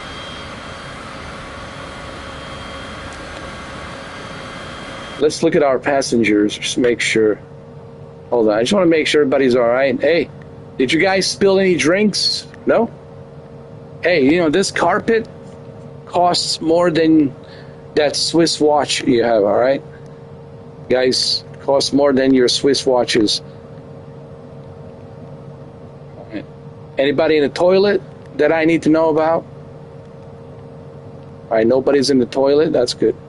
Look at these toilets, man. They're pretty good. Huh? You know what? This bathroom looks better than my bathroom. Jesus.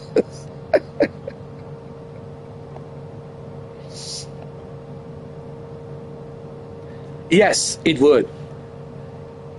1 hour, 1 hour and a half. We started at 2 o'clock, so it's from Philadelphia to Montreal. It's about an hour and a half. But you see, it also depends, Slavic. It depends on the runway. Sometimes there's a delay. You might have to wait. You know, usually the delays on the runway might, you know, make the flight longer. It also depends on the weather. You might have to take a detour, go around and, you know, take a different route depending on what the ATC tells you. But it's about right, 1 hour and a half. And that's the beauty about this game. Everything's like in real time. Like, this is exactly how the weather is in Montreal. It was like 3:30 right now. You can fly to you can fly anywhere. You can fly to Antarctica, North Pole, and anywhere you want. You can fly anywhere and everywhere. Pick and choose and point location on the planet Earth. You can fly there. We went to Shuki's cousins. Yo. What was the name of that place? Polk? Is that what it was, that place? Polk? In Pennsylvania, it's 80 miles north of Pittsburgh. It's middle of nowhere, man. Like, I was flying a Huey helicopter, and Shuki told me where two of his cousins live. And we were flying. It was actually all on live stream. We were flying a Huey, the helicopter, and we landed there. Holy shit. It was... What's the farthest flight I have ever completed? That's a good question. The longest one I've done was...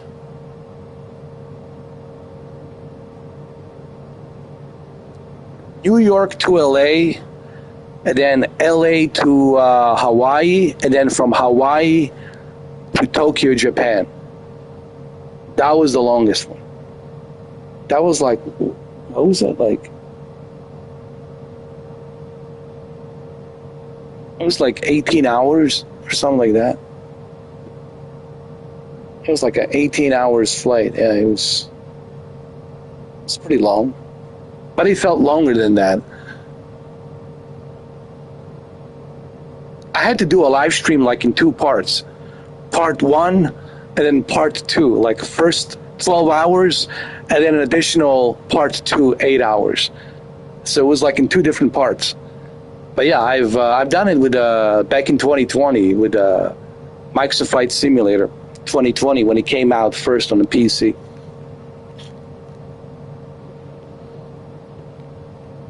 I have so many of these videos.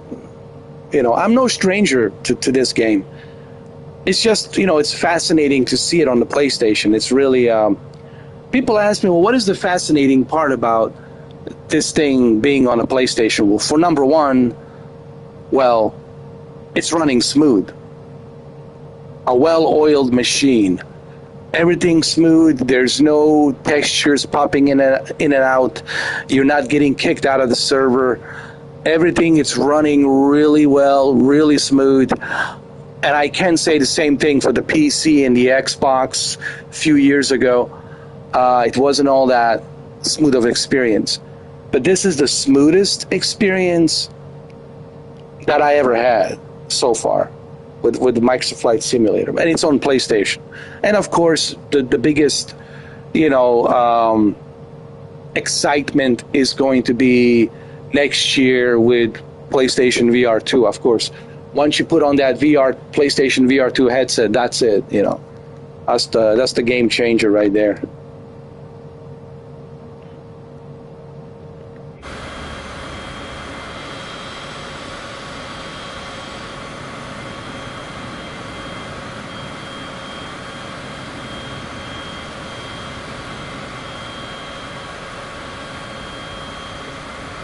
I wonder if I can still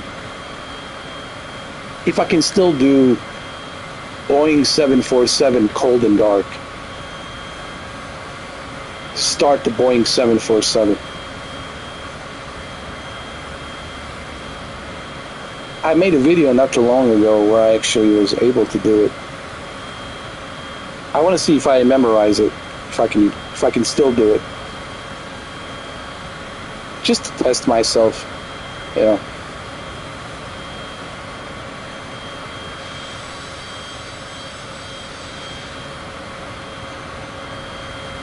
And of course, there's the snow in Montreal. It's Canada. There better be snow in Montreal on a Christmas Eve.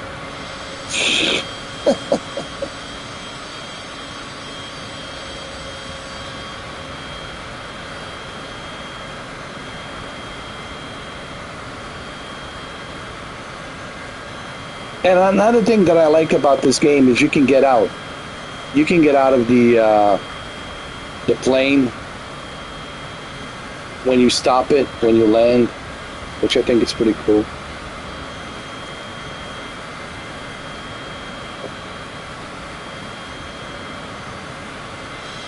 Hold on.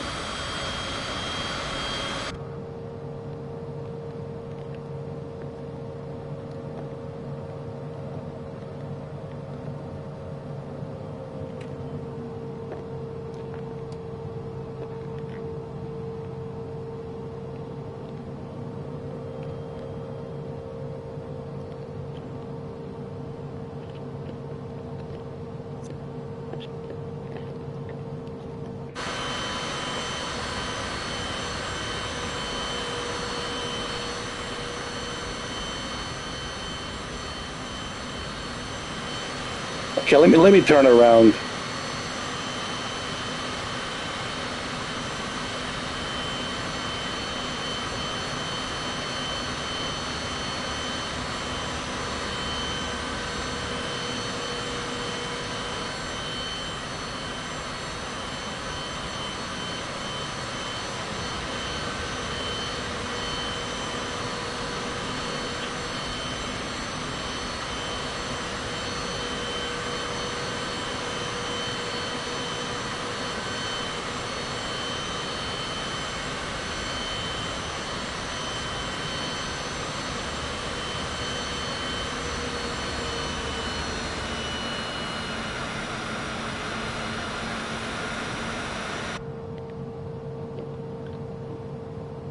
There we go.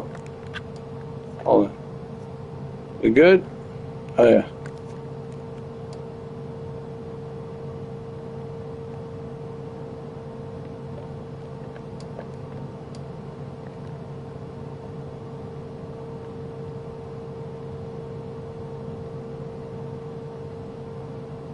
I got it.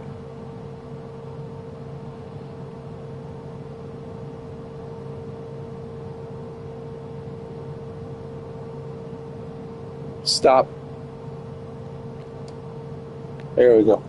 Perfect.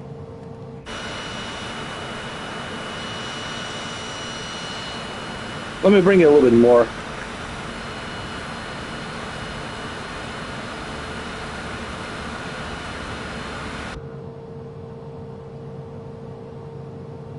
Just a little bit more. There we go. I think it's good enough.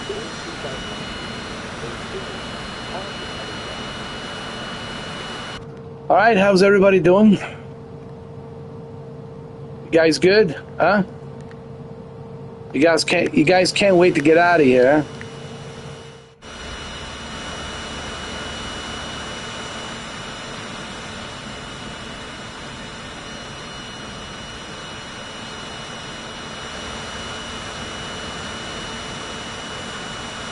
Everything's good. So the only thing left to do is for me to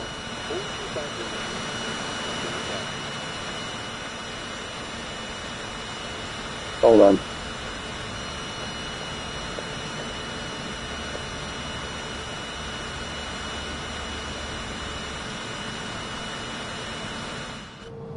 Hold on. I think he wants me to move a little bit more.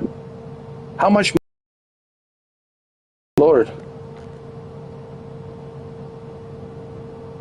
Here we go.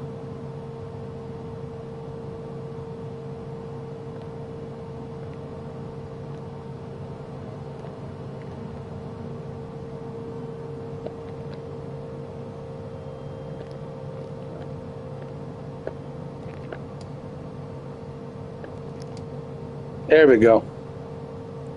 All right. We good. We good. So what's the next step? Well, the next step is turning off the batteries. Where's the batteries? The batteries.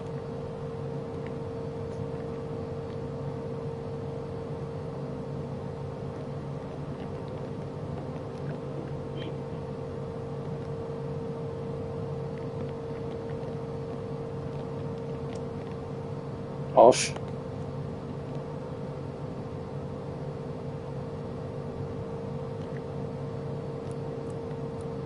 Off.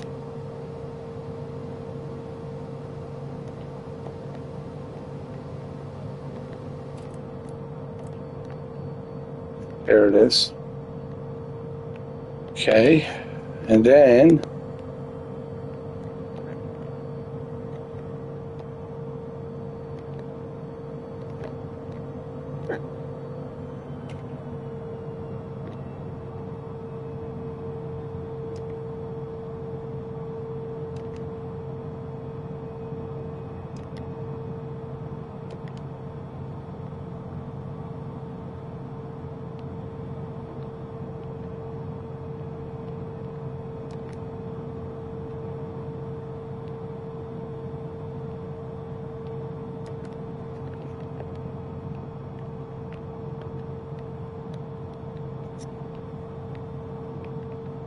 I think that's it. Hold on.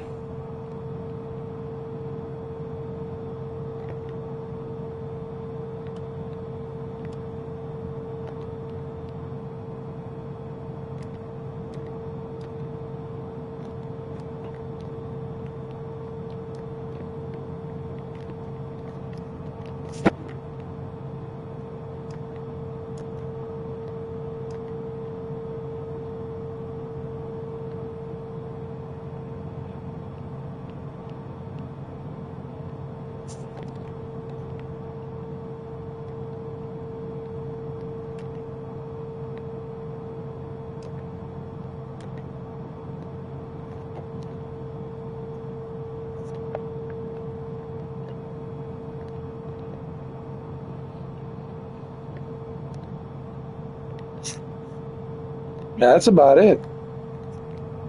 Unless, hold on.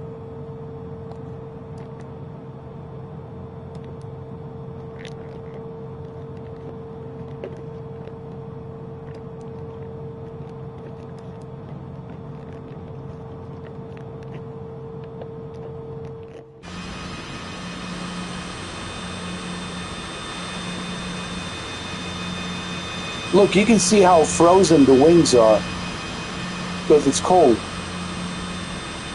Check that out. You see that, how frozen the wings are?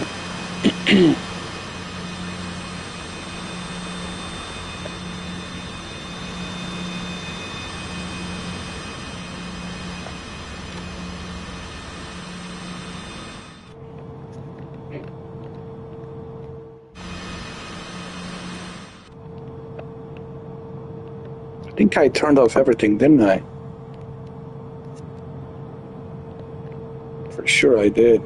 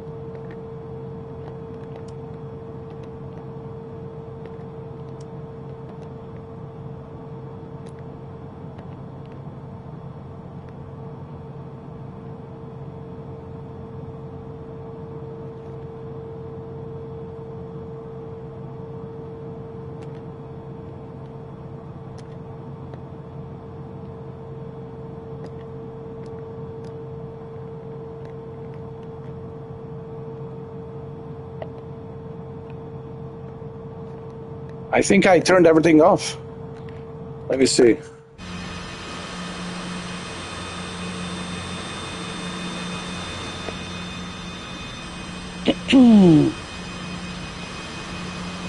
Not sure what the deal is.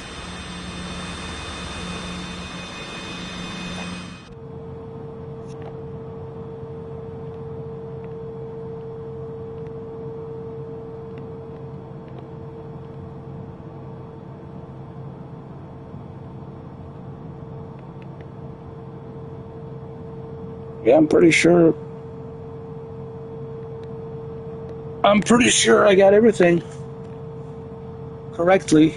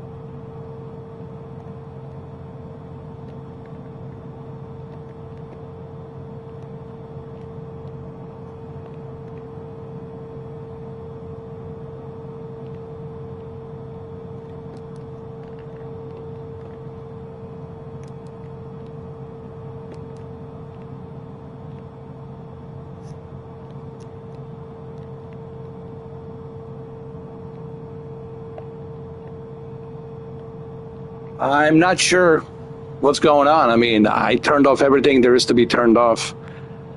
Um,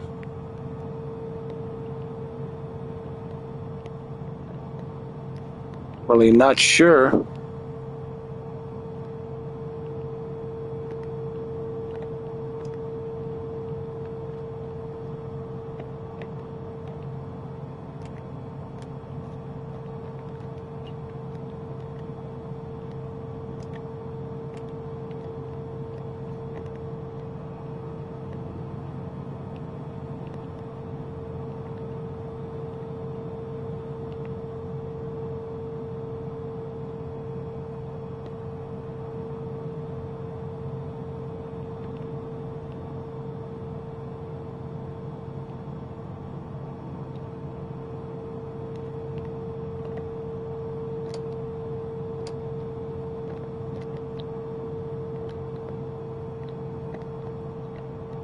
Not sure what the deal is.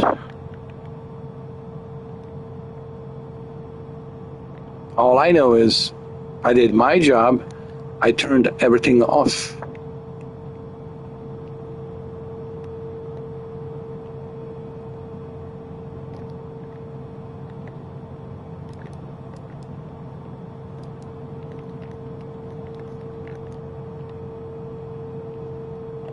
But really?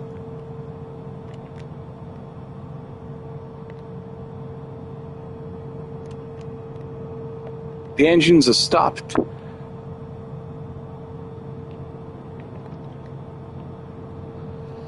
See, it says run. That's if you want to run the engine, but they're stopped. Same thing here. It says run, but we don't need to run them because we stopped them. The flaw of the jet fuel has been cut off, so there's no fuel. Coming. This has been turned off. I don't know what else. Like, I cut off the fuel feed. There's no flow of fuel. Engine generator is off. It's off. It's off. Like, what the deal is? Not sure. It's off.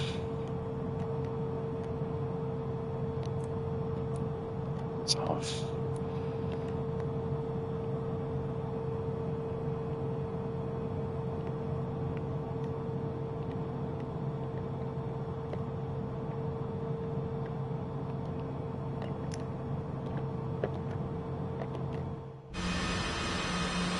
Really not sure why the engine is still running. It must be something with this airplane. There's luggages there. I really don't know what the deal is.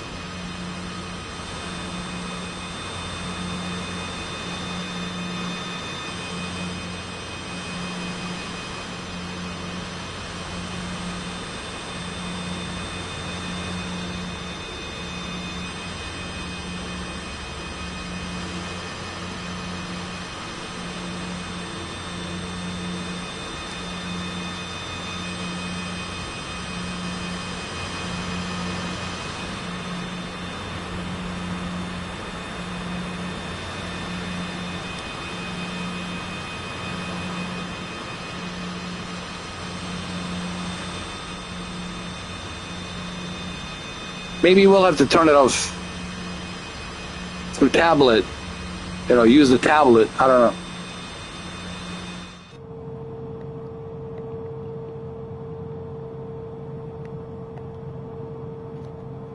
I don't know what else I can do. I did everything I'm supposed to do, but it won't turn off. I don't know why. Let me look at the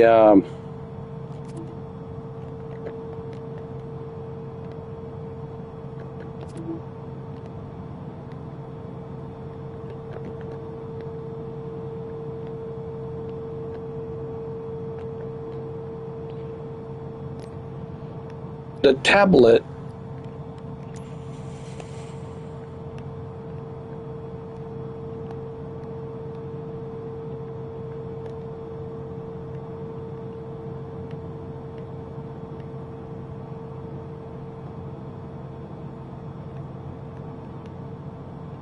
Empty cargo. Empty everything. Empty, empty.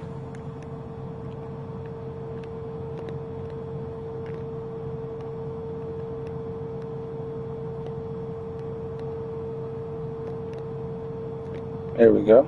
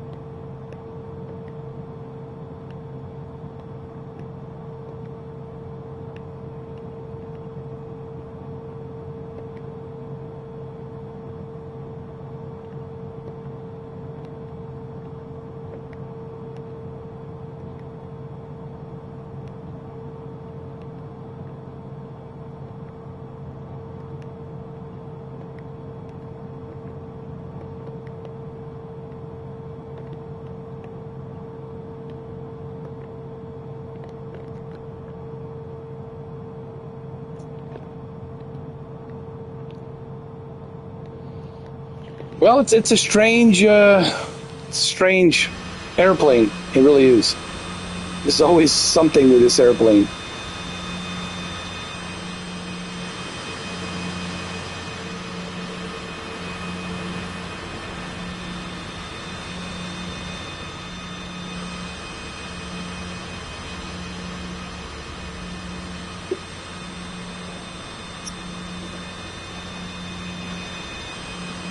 I don't know what else to do. Really don't know. I can't turn it off.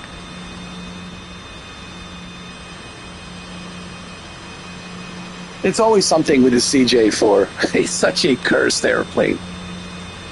First, the gear wouldn't come down. Couldn't find the lights for the switches for the light in the cabin, and now it won't turn off the engine. Why?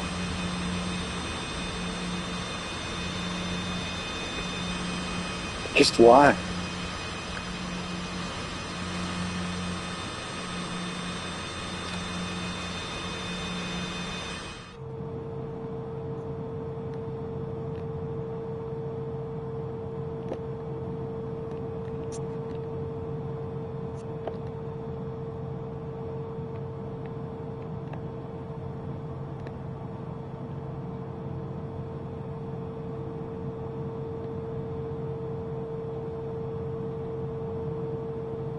Or maybe that's what it is. Crossfeed. But it's off. It's off.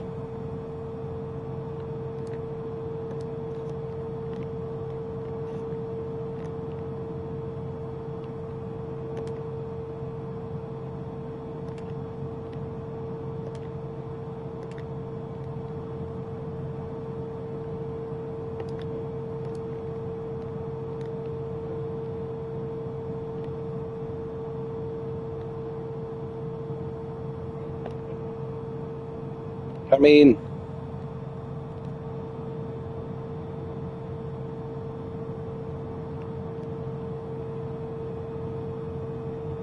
I turned it off.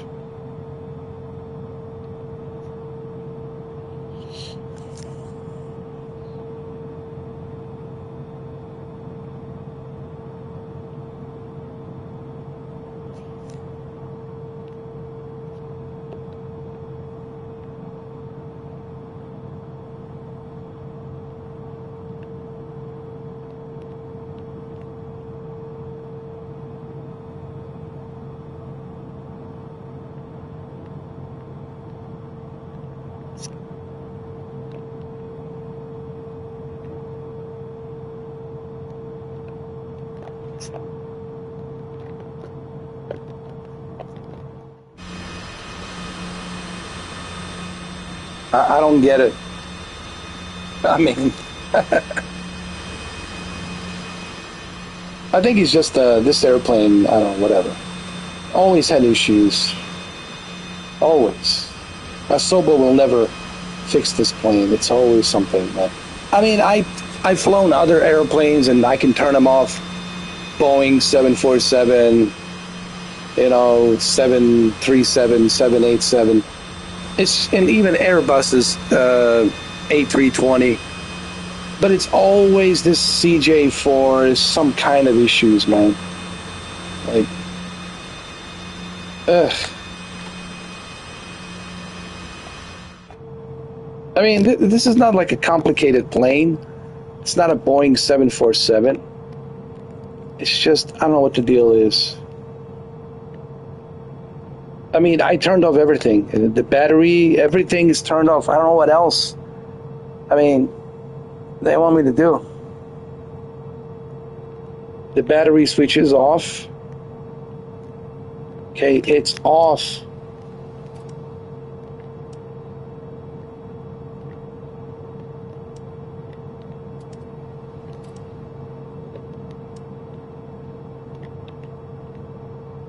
It's off. I think it's off.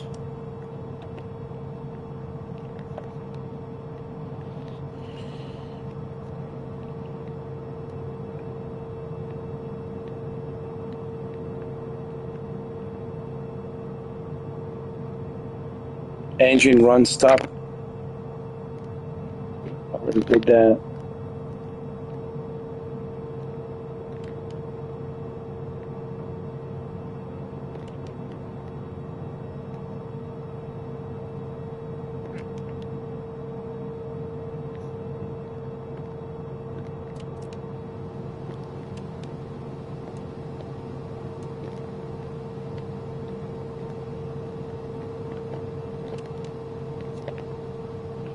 No, I don't want to turn it back on. I want to turn it off.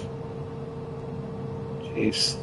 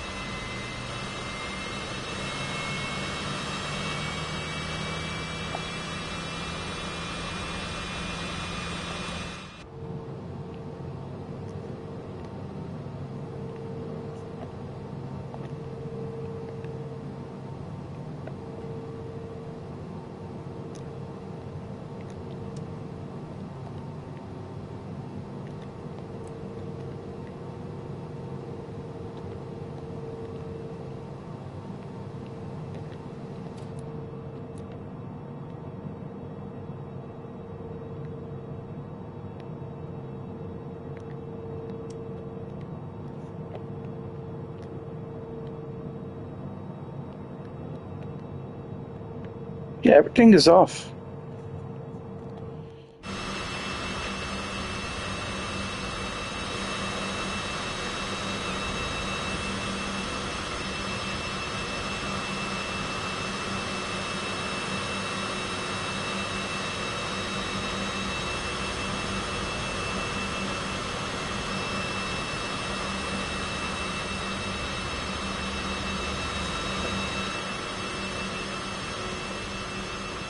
I honestly believe this airplane is just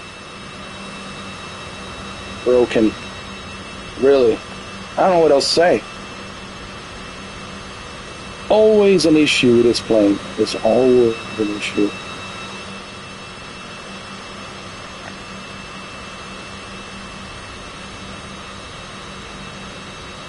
Look, I don't care. Look, you can ask any real pilot, and if any real pilot watches this, they'll tell you, yeah, he did everything right.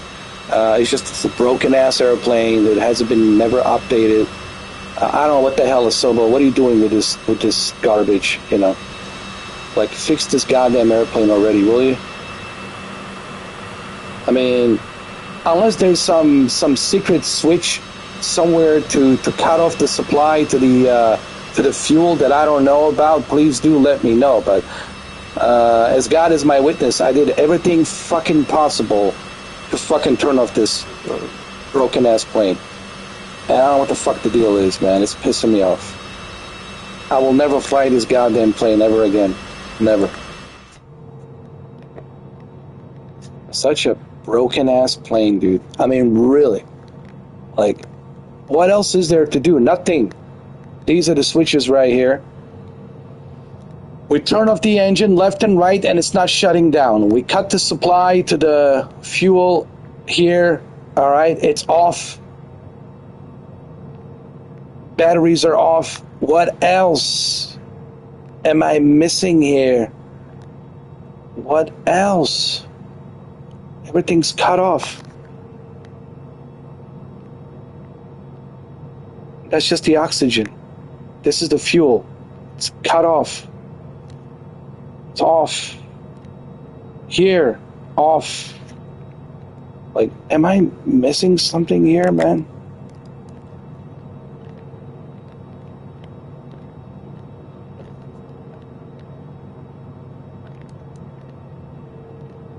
Broken ass plane, man. First is the gear, right? Remember on the PC version, first the gear. The gear wouldn't come down. No, the gear wouldn't go up, right? The gear wouldn't go up. And then the lights. We couldn't find the switches for the light. There's just always something with this plane, dude. It's such a cursed plane. That's it. This is if you want to run the engine. We don't want to run it. We want to stop it. These are just the lights.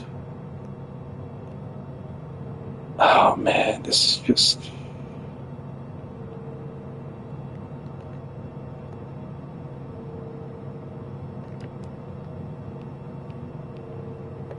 Everything's off. Off.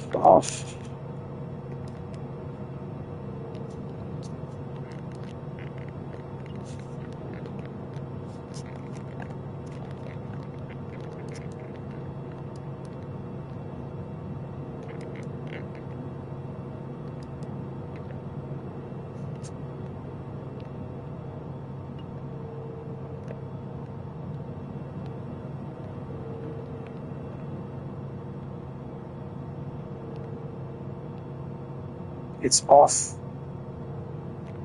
It's off. It's off. Off. Everything's off.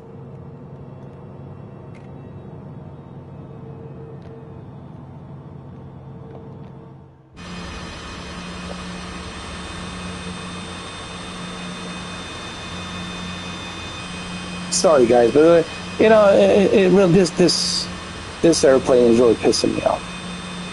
Like, it's always something with the CJ4.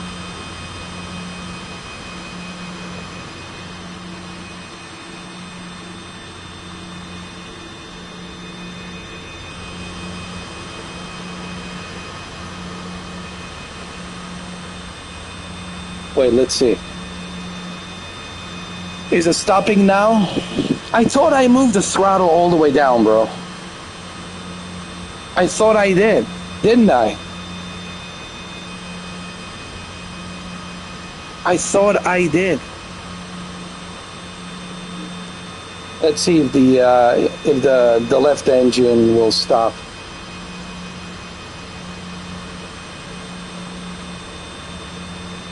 Let's just wait a little bit. This is really pissing me off. I'm sorry, guys, because I want this to be realistic. You know, I know I landed and all that, sure, but it really, I want to solve the problem. Because I really want to know, why is it not turning off? What's the issue? But it's also irritating me because there's always something with this plane. This is always... I don't have any issues with a Boeing 747. Don't have any issues with a Vision Jet. Don't have any issues with the Cessnas. Don't have any issues with a 737, 787, or Airbus 320. But no...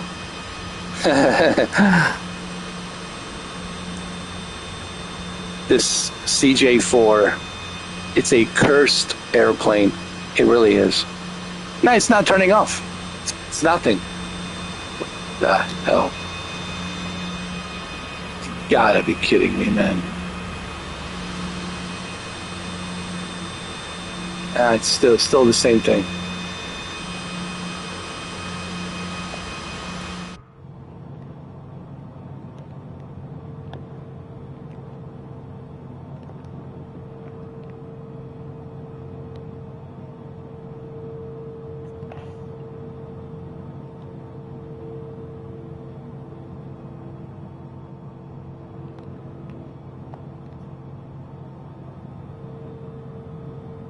We already did this. We stopped the engine left and right. Such a pain in the ass, this plane. It really, man, it's like I can't say that I'm enjoying this CJ4. Is this a big deal?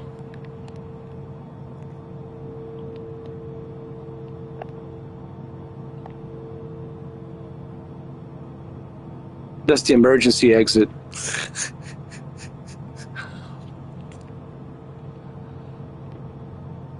It's not a big deal. I don't care. I mean, I landed. I taxi. I'm at my destination. So it's not like a big deal. But it does kind of bother me a little bit that the Asobo has never addressed this issue. That the Asobo did Asobo ever address this issue? Does Asobo even know like how broken ass this CJ4 is?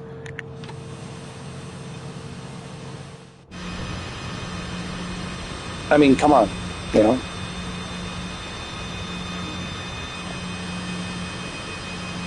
I did everything that I'm supposed to do.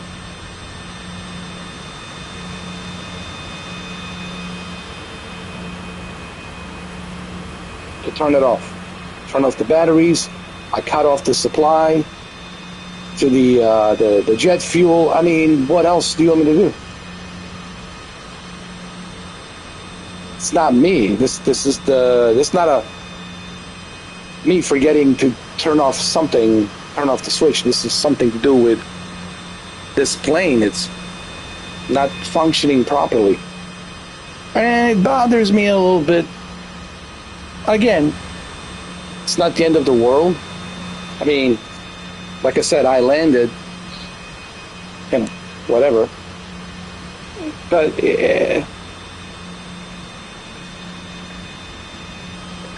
yeah, it kind of bothers me. It does.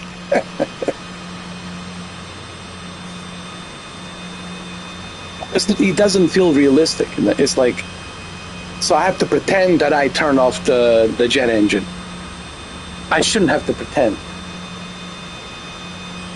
You know what I mean?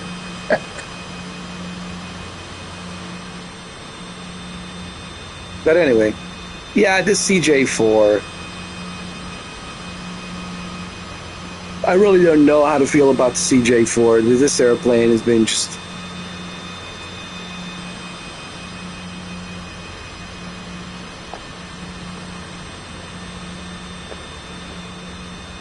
always an issue.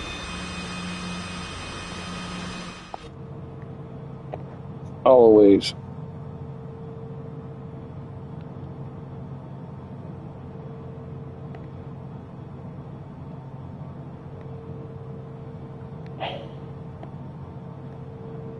All right, the passengers need to get out of here. Passengers, you need to leave. It's time.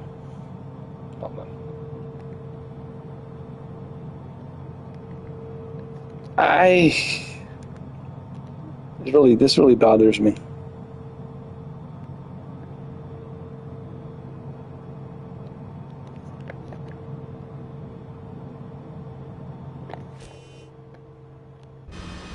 Oh, you can take a screenshot? I didn't know that.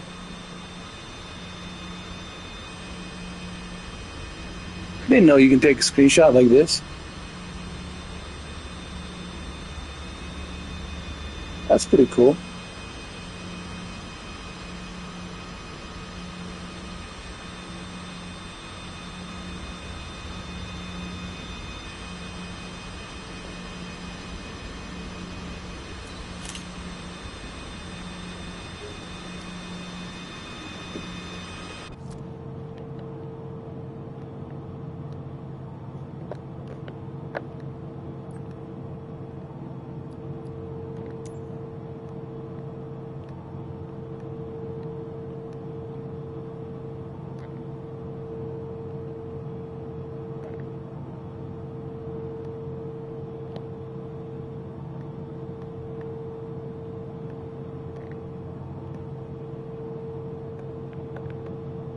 So we started from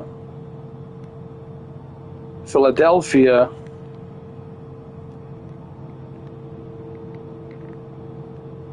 So it was a 1 hour and a half flight from Philadelphia International. So from Philadelphia International, there it is. Right there. 1 hour and a half. But unfortunately, I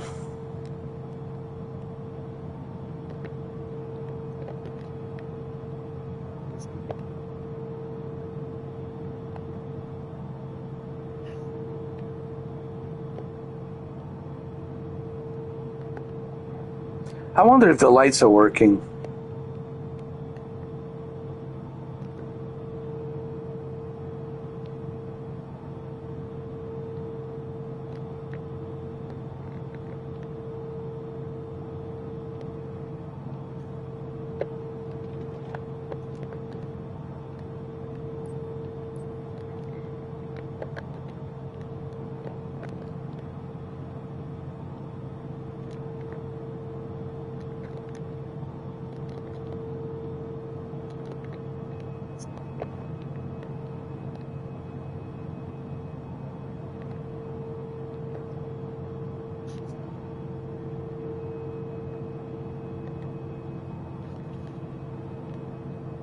All right, well, that's it.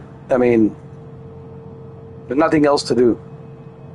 I mean, I turned off everything, but the engine is still running. I don't know why. Hold on.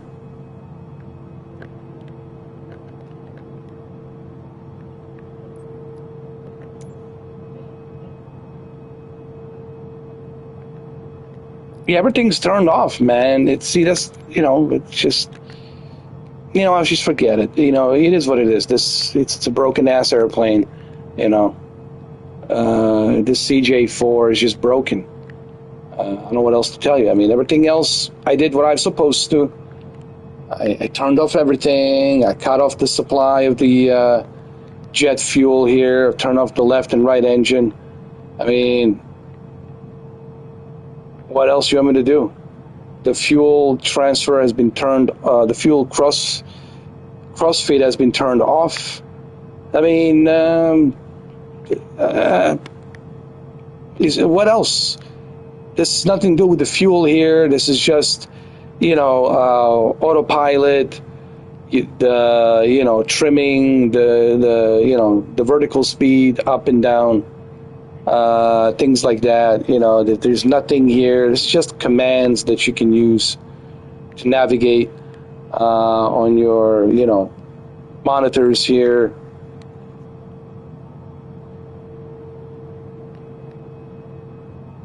Has nothing to do with the fuel. Like, the fuel is here. This is all fuel right here. This is the lights, strobe lights. This is the battery right here, turned off, off, off, off, off, off. Unless there's something.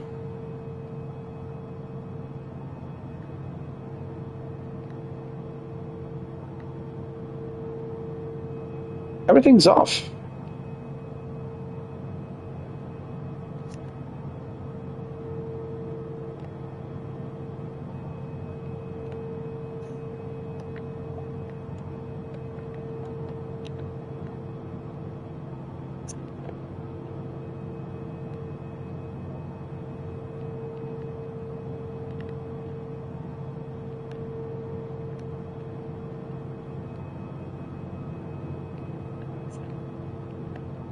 Is there something else I'm missing here?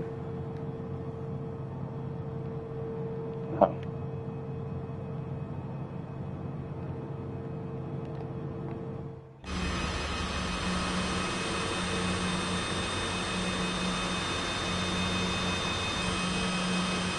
Again, this goes back to my point.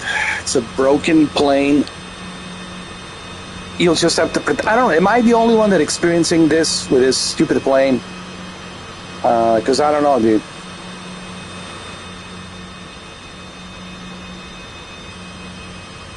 If you cannot turn off this engine, and clearly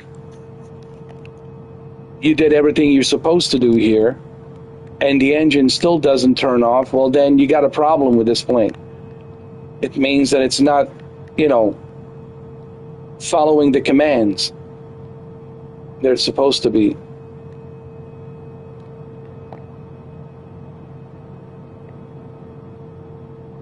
Following.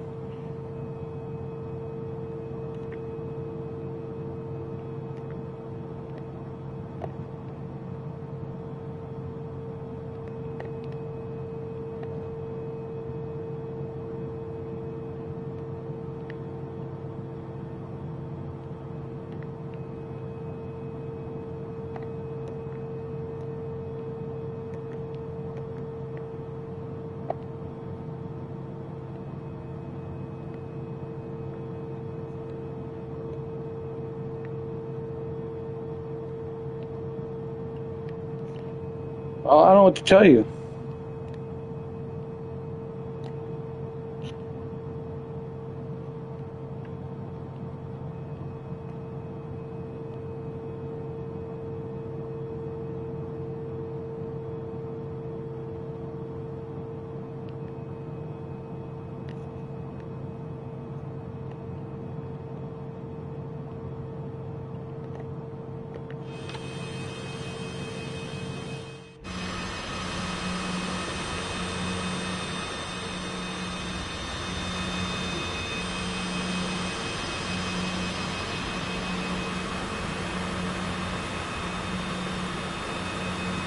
Why is the engine still running? Why?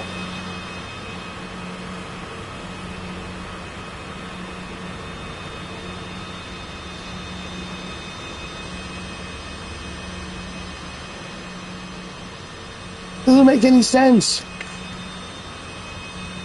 It doesn't make any sense.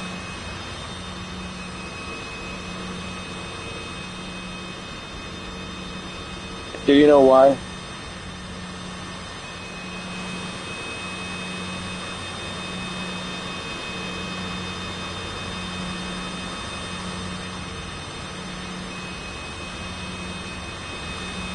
I guess that's it. I'll just have to pretend.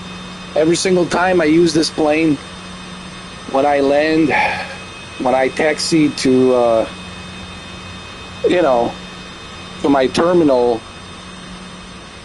or whatever I'm supposed to be taxiing to,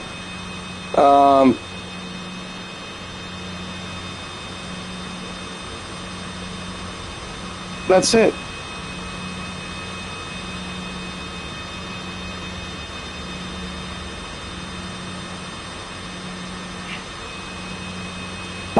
I don't want my co-pilot to shut off the engine. I want to be able to do it manually. See, this is what pisses me off. Why can't I do it manually? Why do I need...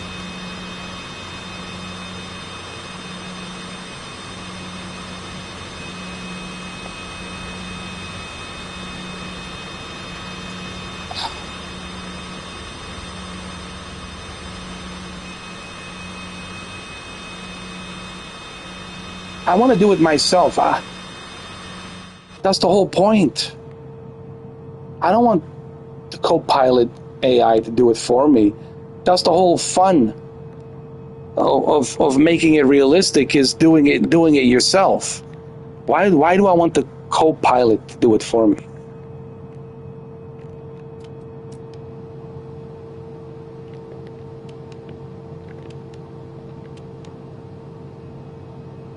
Yeah, I turned it back on, but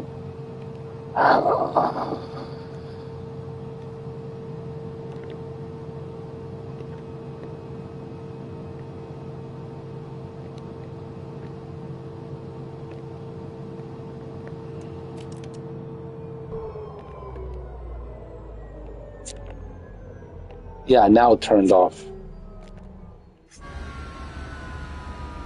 Yeah, but why? I don't want the AI to do this for me.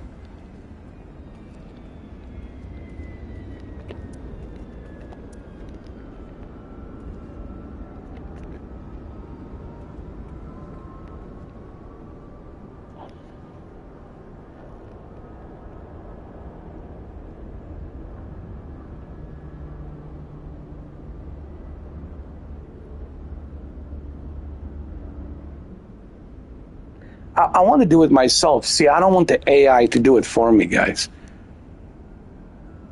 Let's see if the engine will start moving.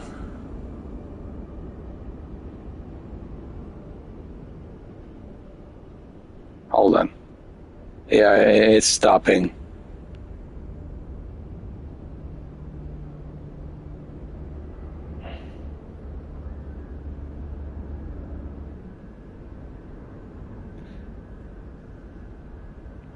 Yeah, but then again, ladies and gentlemen, I want to do this myself. I want to turn it off. Like, you see, that's the whole point. Why do I see? Why am I forced to use Copilot AI to do it for me? I mean, yeah, it's nice. It's. I appreciate it that there's a Copilot AI there, but why can't I do it myself? I want to do it myself, man. I want to turn it off myself. That's I don't know. Whatever. All right, fine.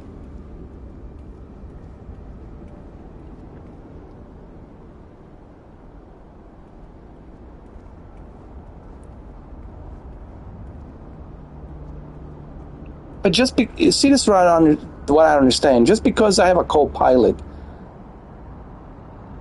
why am I forced to have my co-pilot turn it off?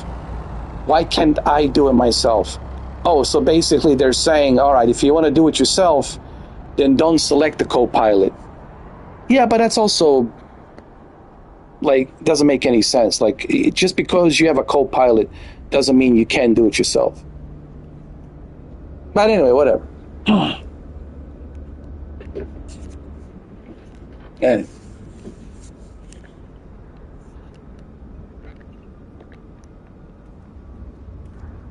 So you have to use a co-pilot. If you have a co-pilot, right, Shuki? Just because I have a co-pilot doesn't mean, I should be able to do it myself. I don't like that. Like, I really am not a fan of that. That's kind of stupid. Like,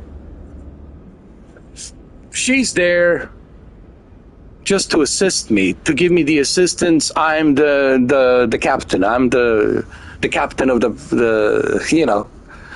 plane. She's just there. Her job is just, to communicate with the ATC.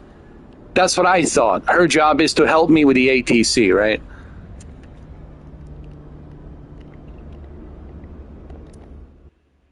That is her job, right? To help me with the ATC, which is the air traffic control, and that's fine and dandy, and that should be her job. But no, now I'm forced to use the Copilot AI to turn off. So basically, this is how it works. Here, let me show you. Let me show you what I'm talking about, just so we can clear this out, so there's no confusion, so people understand what I'm talking about, Shuki. So here's what this game is forcing you to do. All right, so when you go to the assistants,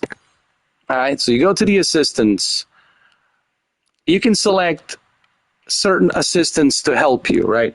I have selected the auto trim, which it's something I don't want to deal with, right? I don't want to deal with the trimming my plane when I'm flying, because I'm too busy, focusing on the flight. So I selected that.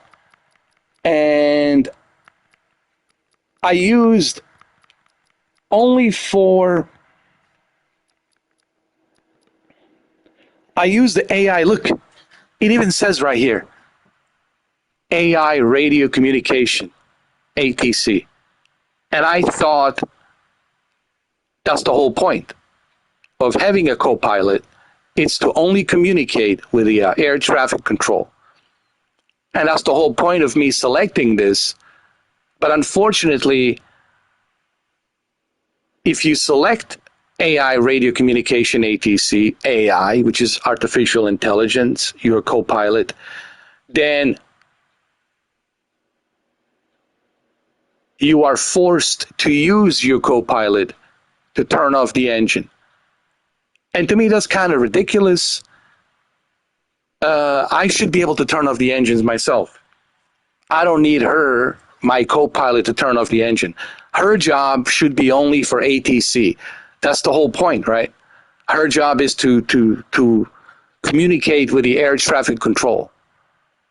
Don't worry about the switches. I'll turn off the switches. I'll turn off the engine. That should be my job. But unfortunately, if you select AI, radio communication ATC, you are forced to use your co-pilot to turn off the engine. So you can do it manually. And that's kind of stupid in my opinion. You should be able to have that choice to choose how you want to do it. But anyway, and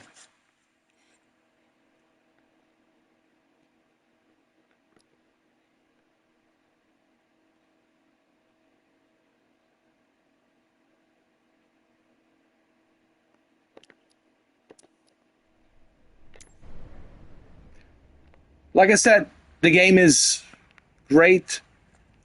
Okay, it's great. Runs smooth on PlayStation 5, as you can see.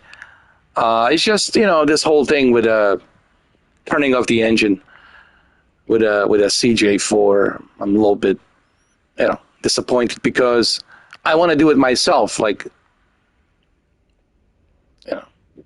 anyway. Yeah, you can still do it yourself, but you have to remove the co-pilot. So basically, you have to remove the co-pilot. You can't have an AI co-pilot. So basically, they're saying, okay, well, if you want to do everything yourself, then you will have to do everything yourself. You will have to communicate with the ATC. And I get it. I know they want you to go fully realistic without any assistance. I understand that. But I think it's also ridiculous that you can turn off the engine yourself. I thought the only reason that I had this co-pilot in the first place was just to communicate with the ATC, with the air traffic control. But apparently they're saying if you're going to use an AI co-pilot, then you pretty much have to also use your co-pilot to turn off your engine. But that's kind of cheating, It's like, well, that doesn't feel realistic. She's doing everything for me. I should be able to. But I get it. I know what they're doing. I know what the Sobo is doing here. They want you to do everything. This is their principle. If you're gonna go all the way realistic route, then you can't have any assistance. You gotta go manually everything, and maybe I'll do that on the next video or on the next live stream. On the next video, maybe I'll or on the next stream I will do everything myself. I will not have any assistance, no co-pilot. It'll be just me doing everything. But anyway, at least we now know what's going on. There's nothing wrong with the plane. Okay, so that's why I was wondering, I did everything right. I was like, what am I doing wrong? But now we know what's up. Now, at least we figured it out, At least we figured it out, so we now know what the deal is. So,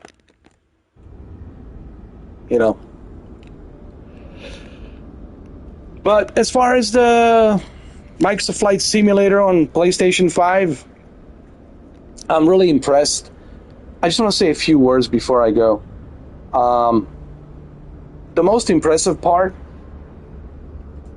about playing Microsoft Flight Simulator 2024 on the PlayStation 5, the most impressive part to me is just how smooth this experience is. because I never had like this kind of a smooth experience on like PC and the Xbox. That's because there was always issues and problems with textures, and the scenery, the world scenery didn't load up properly. The textures were popping in and out. However, on a PlayStation here, everything it's well oiled properly. Everything it's synchronized properly. I never been kicked out of the server. I know no missing textures, right, Shuki?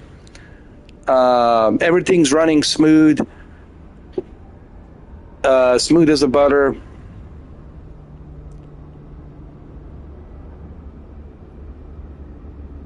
Or people on the wings, yeah, I know. And this is really going to piss off Xbox fanboys.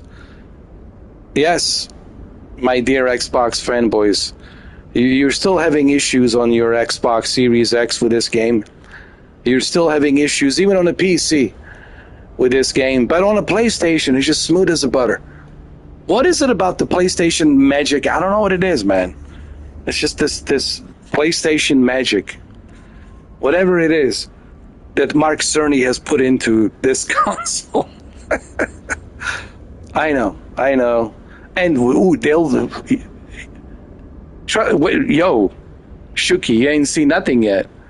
Wait till PlayStation VR 2 update comes out.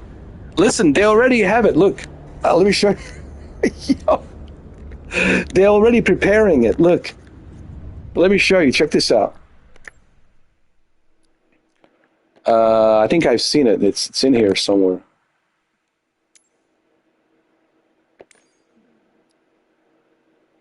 Where was it? I want to show you. It's where was it?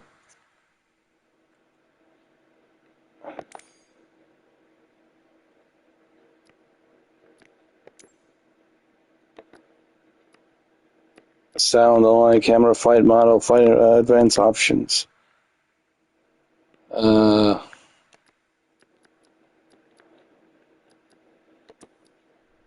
can't remember where it was.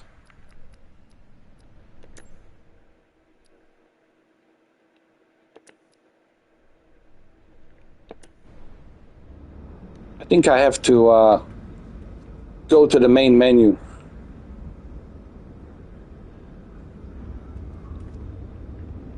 But anyway, wait till PlayStation VR 2 comes out. Oh my God, they're going to lose their minds. They're really going to lose their mind. Really.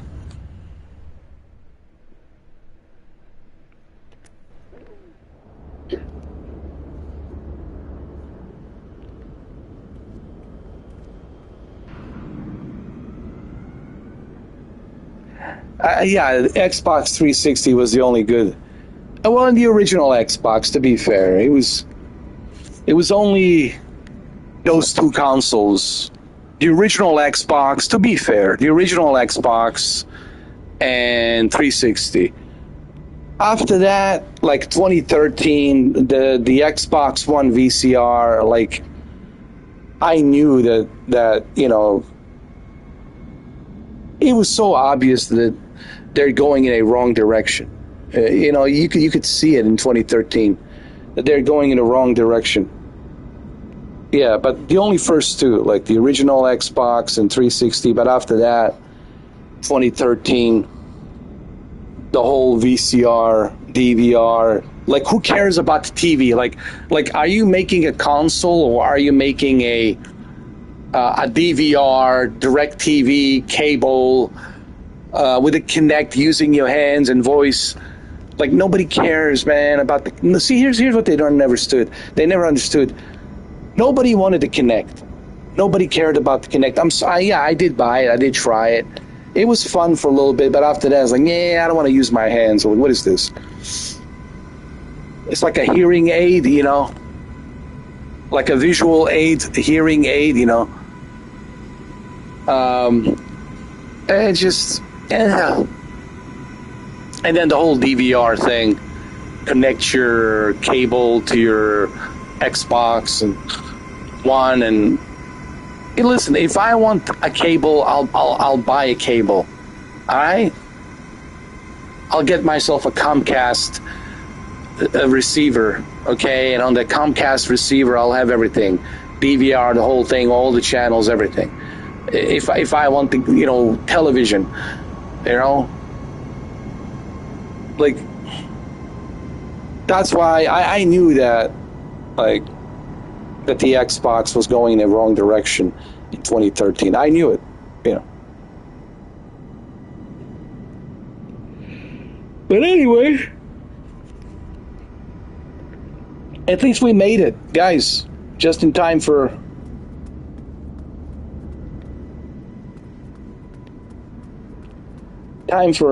Christmas Eve. You guys like my new guy? He kind of looks like me when I was younger.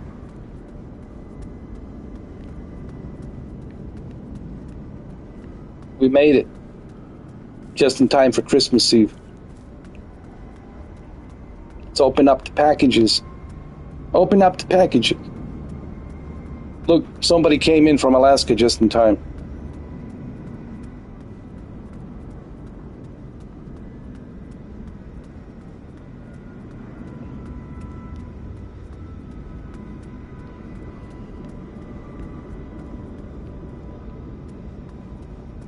Nice.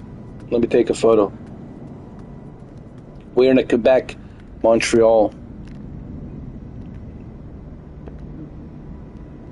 But yeah, man, it's here's the only problem with the PlayStation, and I gotta say this, it's not the hardware. Hardware has really surprised me. But then again, PlayStation hardware has always surprised me. But what has disappointed me about the PlayStation in the past few years, in the past 5 years, it's been the lack of AAA, you know, greatness awaits type exclusives. Yeah, granted, we had Gran Turismo, but Gran Turismo is already well-established franchise. And Gran Turismo 7, obviously, is one of the best until Gran Turismo 8 comes out. And yeah, we had God of War, Spider-Man, but God of War, Spider-Man, those are sequels, you know. So, Returnal, Death Stranding 2 sequel. But there hasn't been anything like, you know, like, wow, I will remember PS5 because of this exclusive, you know. Right? I'll remember PS5. You know, when I look at it, PS2, I remember specific exclusives on PS2. When I look at PS3, I can remember specific exclusives on PS3. When I look at PS4, I can remember specific exclusives. But when I look back at PS5 in the past 5 years, I can't, like, think of any, like, tremendous, wow, you know, exclusive out there. So what I'm essentially trying to say is, yes, the hardware is great. Hear me out. PS5 hardware is great. And I'm pretty sure PS5 Pro hardware is great as well. I'm pretty sure Shuki here can testify on that. But I have no issues with the hardware. You know, the hardware is great. Sony makes great hardware. They make, you know, good hardware. Same thing with the PlayStation VR 2. Great hardware. It's just the lack of games in the past 5 years. Honestly.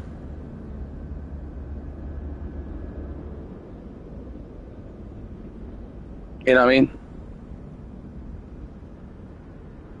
Right, Shugi, there's like only what game? Like Portal, yeah, and PlayStation Portal, great. You know how good the screen is, guys. You have to see how beautiful the screen is on a PlayStation Portal. It's not OLED. It's LCD, LED, but it's so good. Like the screen, it's so good. I don't know what kind of local dimming they're using, what kind of trickery on the local dimming, but the color accuracy, it's amazing, and the lighting of LED, LCD, the local dimming, everything's just great. The color accuracy is really good. And I'm still amazed how good it is. Like I said, Sony makes good hardware, but I just felt that the PS5 didn't live up to its expectations as to it didn't follow in the footsteps of PS4 and PS3 and PS2 and of course PS1 original. So this begs the question, what can we expect from PlayStation 6? It's really a question to be asked. What can we expect from PlayStation 6? Unless Sony is keeping a secret of some super exclusives that they're holding back to use with PlayStation 6 hardware. True. There's that possibility. Yeah, that's possible. You could say that. And they're, holding it back. They don't want to tell us. GTA 8, well, yeah, of course, without a doubt. But again, GTA, it's a franchise. It's a long time running franchise.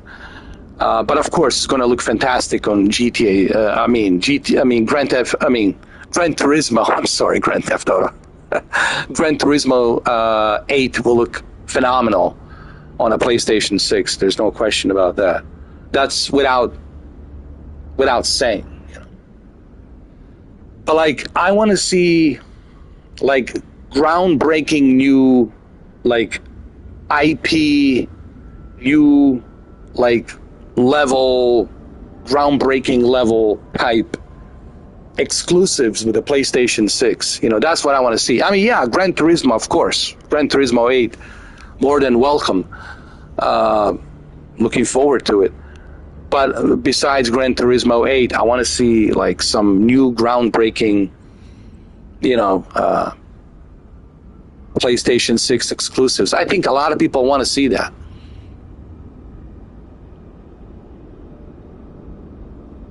Who knows, man? The cloud is, listen. Look, you know me. I love my physical media. I love playing with my physical media. I like owning physical media. But if you look at where we are right now with the cloud service, you look at all of these subscription services, everything's on the cloud, man. The podcasts, the radios, the music, the cable channels, subscription services like Netflix, Hulu, HBO, Paramount, etc., etc. Everything is on the cloud. And then gaming, of course. You look at PlayStation Plus, cloud. You look at PlayStation Portal, cloud. That's all cloud, man. The cloud technology, people got to understand.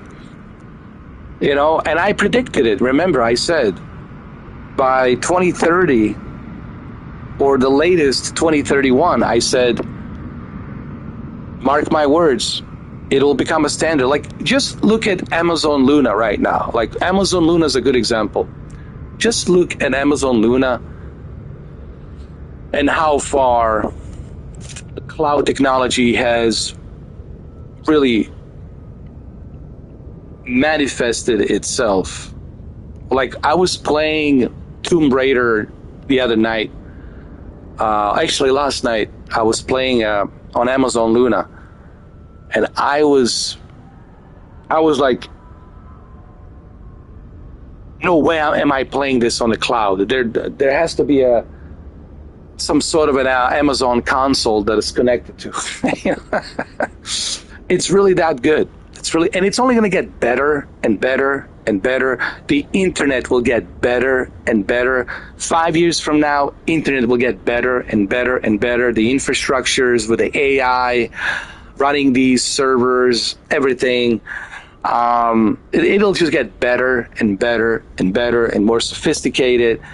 So people who are still in a denial, thinking that the cloud's not going to become a new standard, well, I hate to tell you.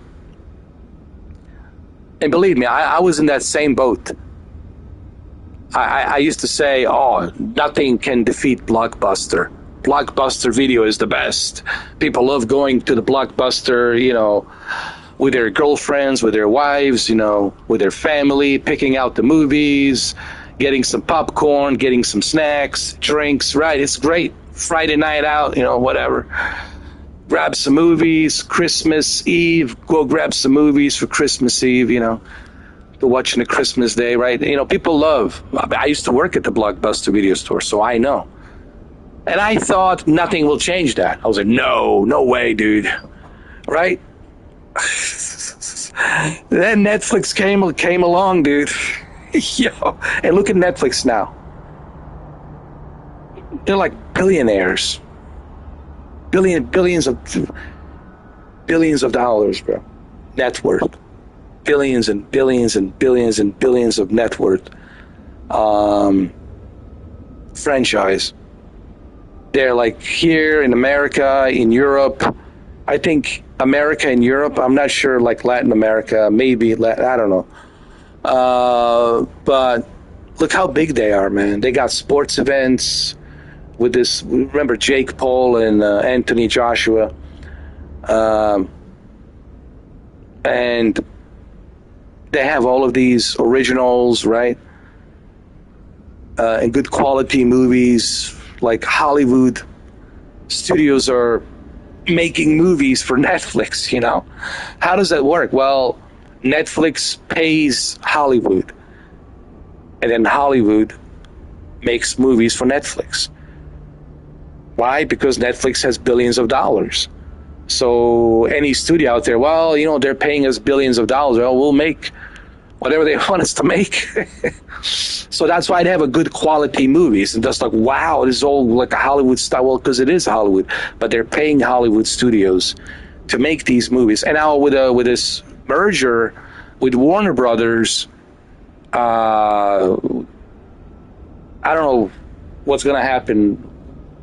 Apparently, Paramount wants to take a buyout from Warner Brothers, but unfortunately, it looks like Netflix might be getting the buyout. So that means now you will be getting Warner Brothers studios to make movies on Netflix. So that's the quality will even go higher. And who would have thought? And here we are. So the point I'm trying to make here is, look, I love my physical media. I love my consoles, okay? But I'm not an idiot. I can see what the reality is, and I can see where it's going. And the reality of the fact is, people have this urge and demand to have everything on the cloud. They want to be able to access everything from their phone, from their computers, tablets, whatever. They want everything to be accessible anywhere, anytime, on any device. And that's where we are. That's the way this culture is now. 2025, 2026. And if you think that by 2030 and 2031, PlayStation is not going to be thinking about the cloud, well, then you just don't understand how the evolution of market and technology is. And this is not even that difficult to figure out. This is not like, I'm some sort of a Einstein or physicist, so I can just figure this out. Anybody can see where this is going. And where it's going is going to the cloud. And I don't know if there will be a PlayStation 7. There will be a PlayStation 6. But to be honest, I don't see PlayStation 7 happening. I'm just going to be like frank and honest with you. there's going to be a PlayStation brand, but it's not going to be like a console. It's going to be some sort of a weird cloud digital PC hybrid. I'm telling you, by 2030, 2031, the traditional PlayStation that we're so used to, you might get that with the PlayStation 6, but that's it. I think that's number 6 is it. There won't be a number 7. What you are going to probably see is some sort of a cloud digital hybrid PC type console. If you want it, it's not necessary, but if you want it, you can still have it. It's going to cost you a lot of money, but you don't necessarily need it. You'll be able to subscribe to PlayStation Plus or whatever they call it 5 years from now, and you'll be able to access all of the new games, everything, directly from PlayStation tablets, PlayStation handhelds, PlayStation VR, Sony televisions on applications, and there will be another option, I think, where you'll be able to have some sort of a hybrid, like digital cloud type. You can switch between digital or cloud, where you can download the games directly to this machine and then play it directly on that machine. But you will need that specific machine because Sony doesn't want you just to be able to build any PC and play it. They'll probably do that, so it can be just like, mandatory for you to have this machine, and Xbox will probably do something similar so they can profit money. But the main attraction is going to be the cloud. I'm telling you, cloud is the future. And I predicted this, man, since 2019. People are laughing at me, and I know you know this, Shuki. And for those of you who have been watching me, PlayStation Switchblade.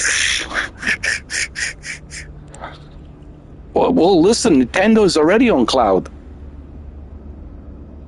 People say to me, "What about Nintendo?" Yo, Nintendo has already been on the cloud. Look at their Nintendo Classics, Nintendo Expansion Pack. That's all on the cloud. Resident Evils, majority of those Resident Evil games are on the cloud. So Nintendo is already on the cloud. Nintendo Expansion Pack. Like playing those GameCube games, it's all on the cloud. That Portal on the Sony PlayStation, it's on the cloud. So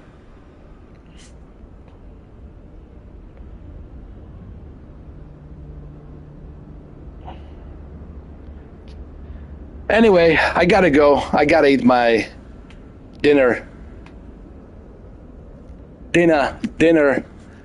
Merry Christmas, everyone. Happy holidays. Happy holidays.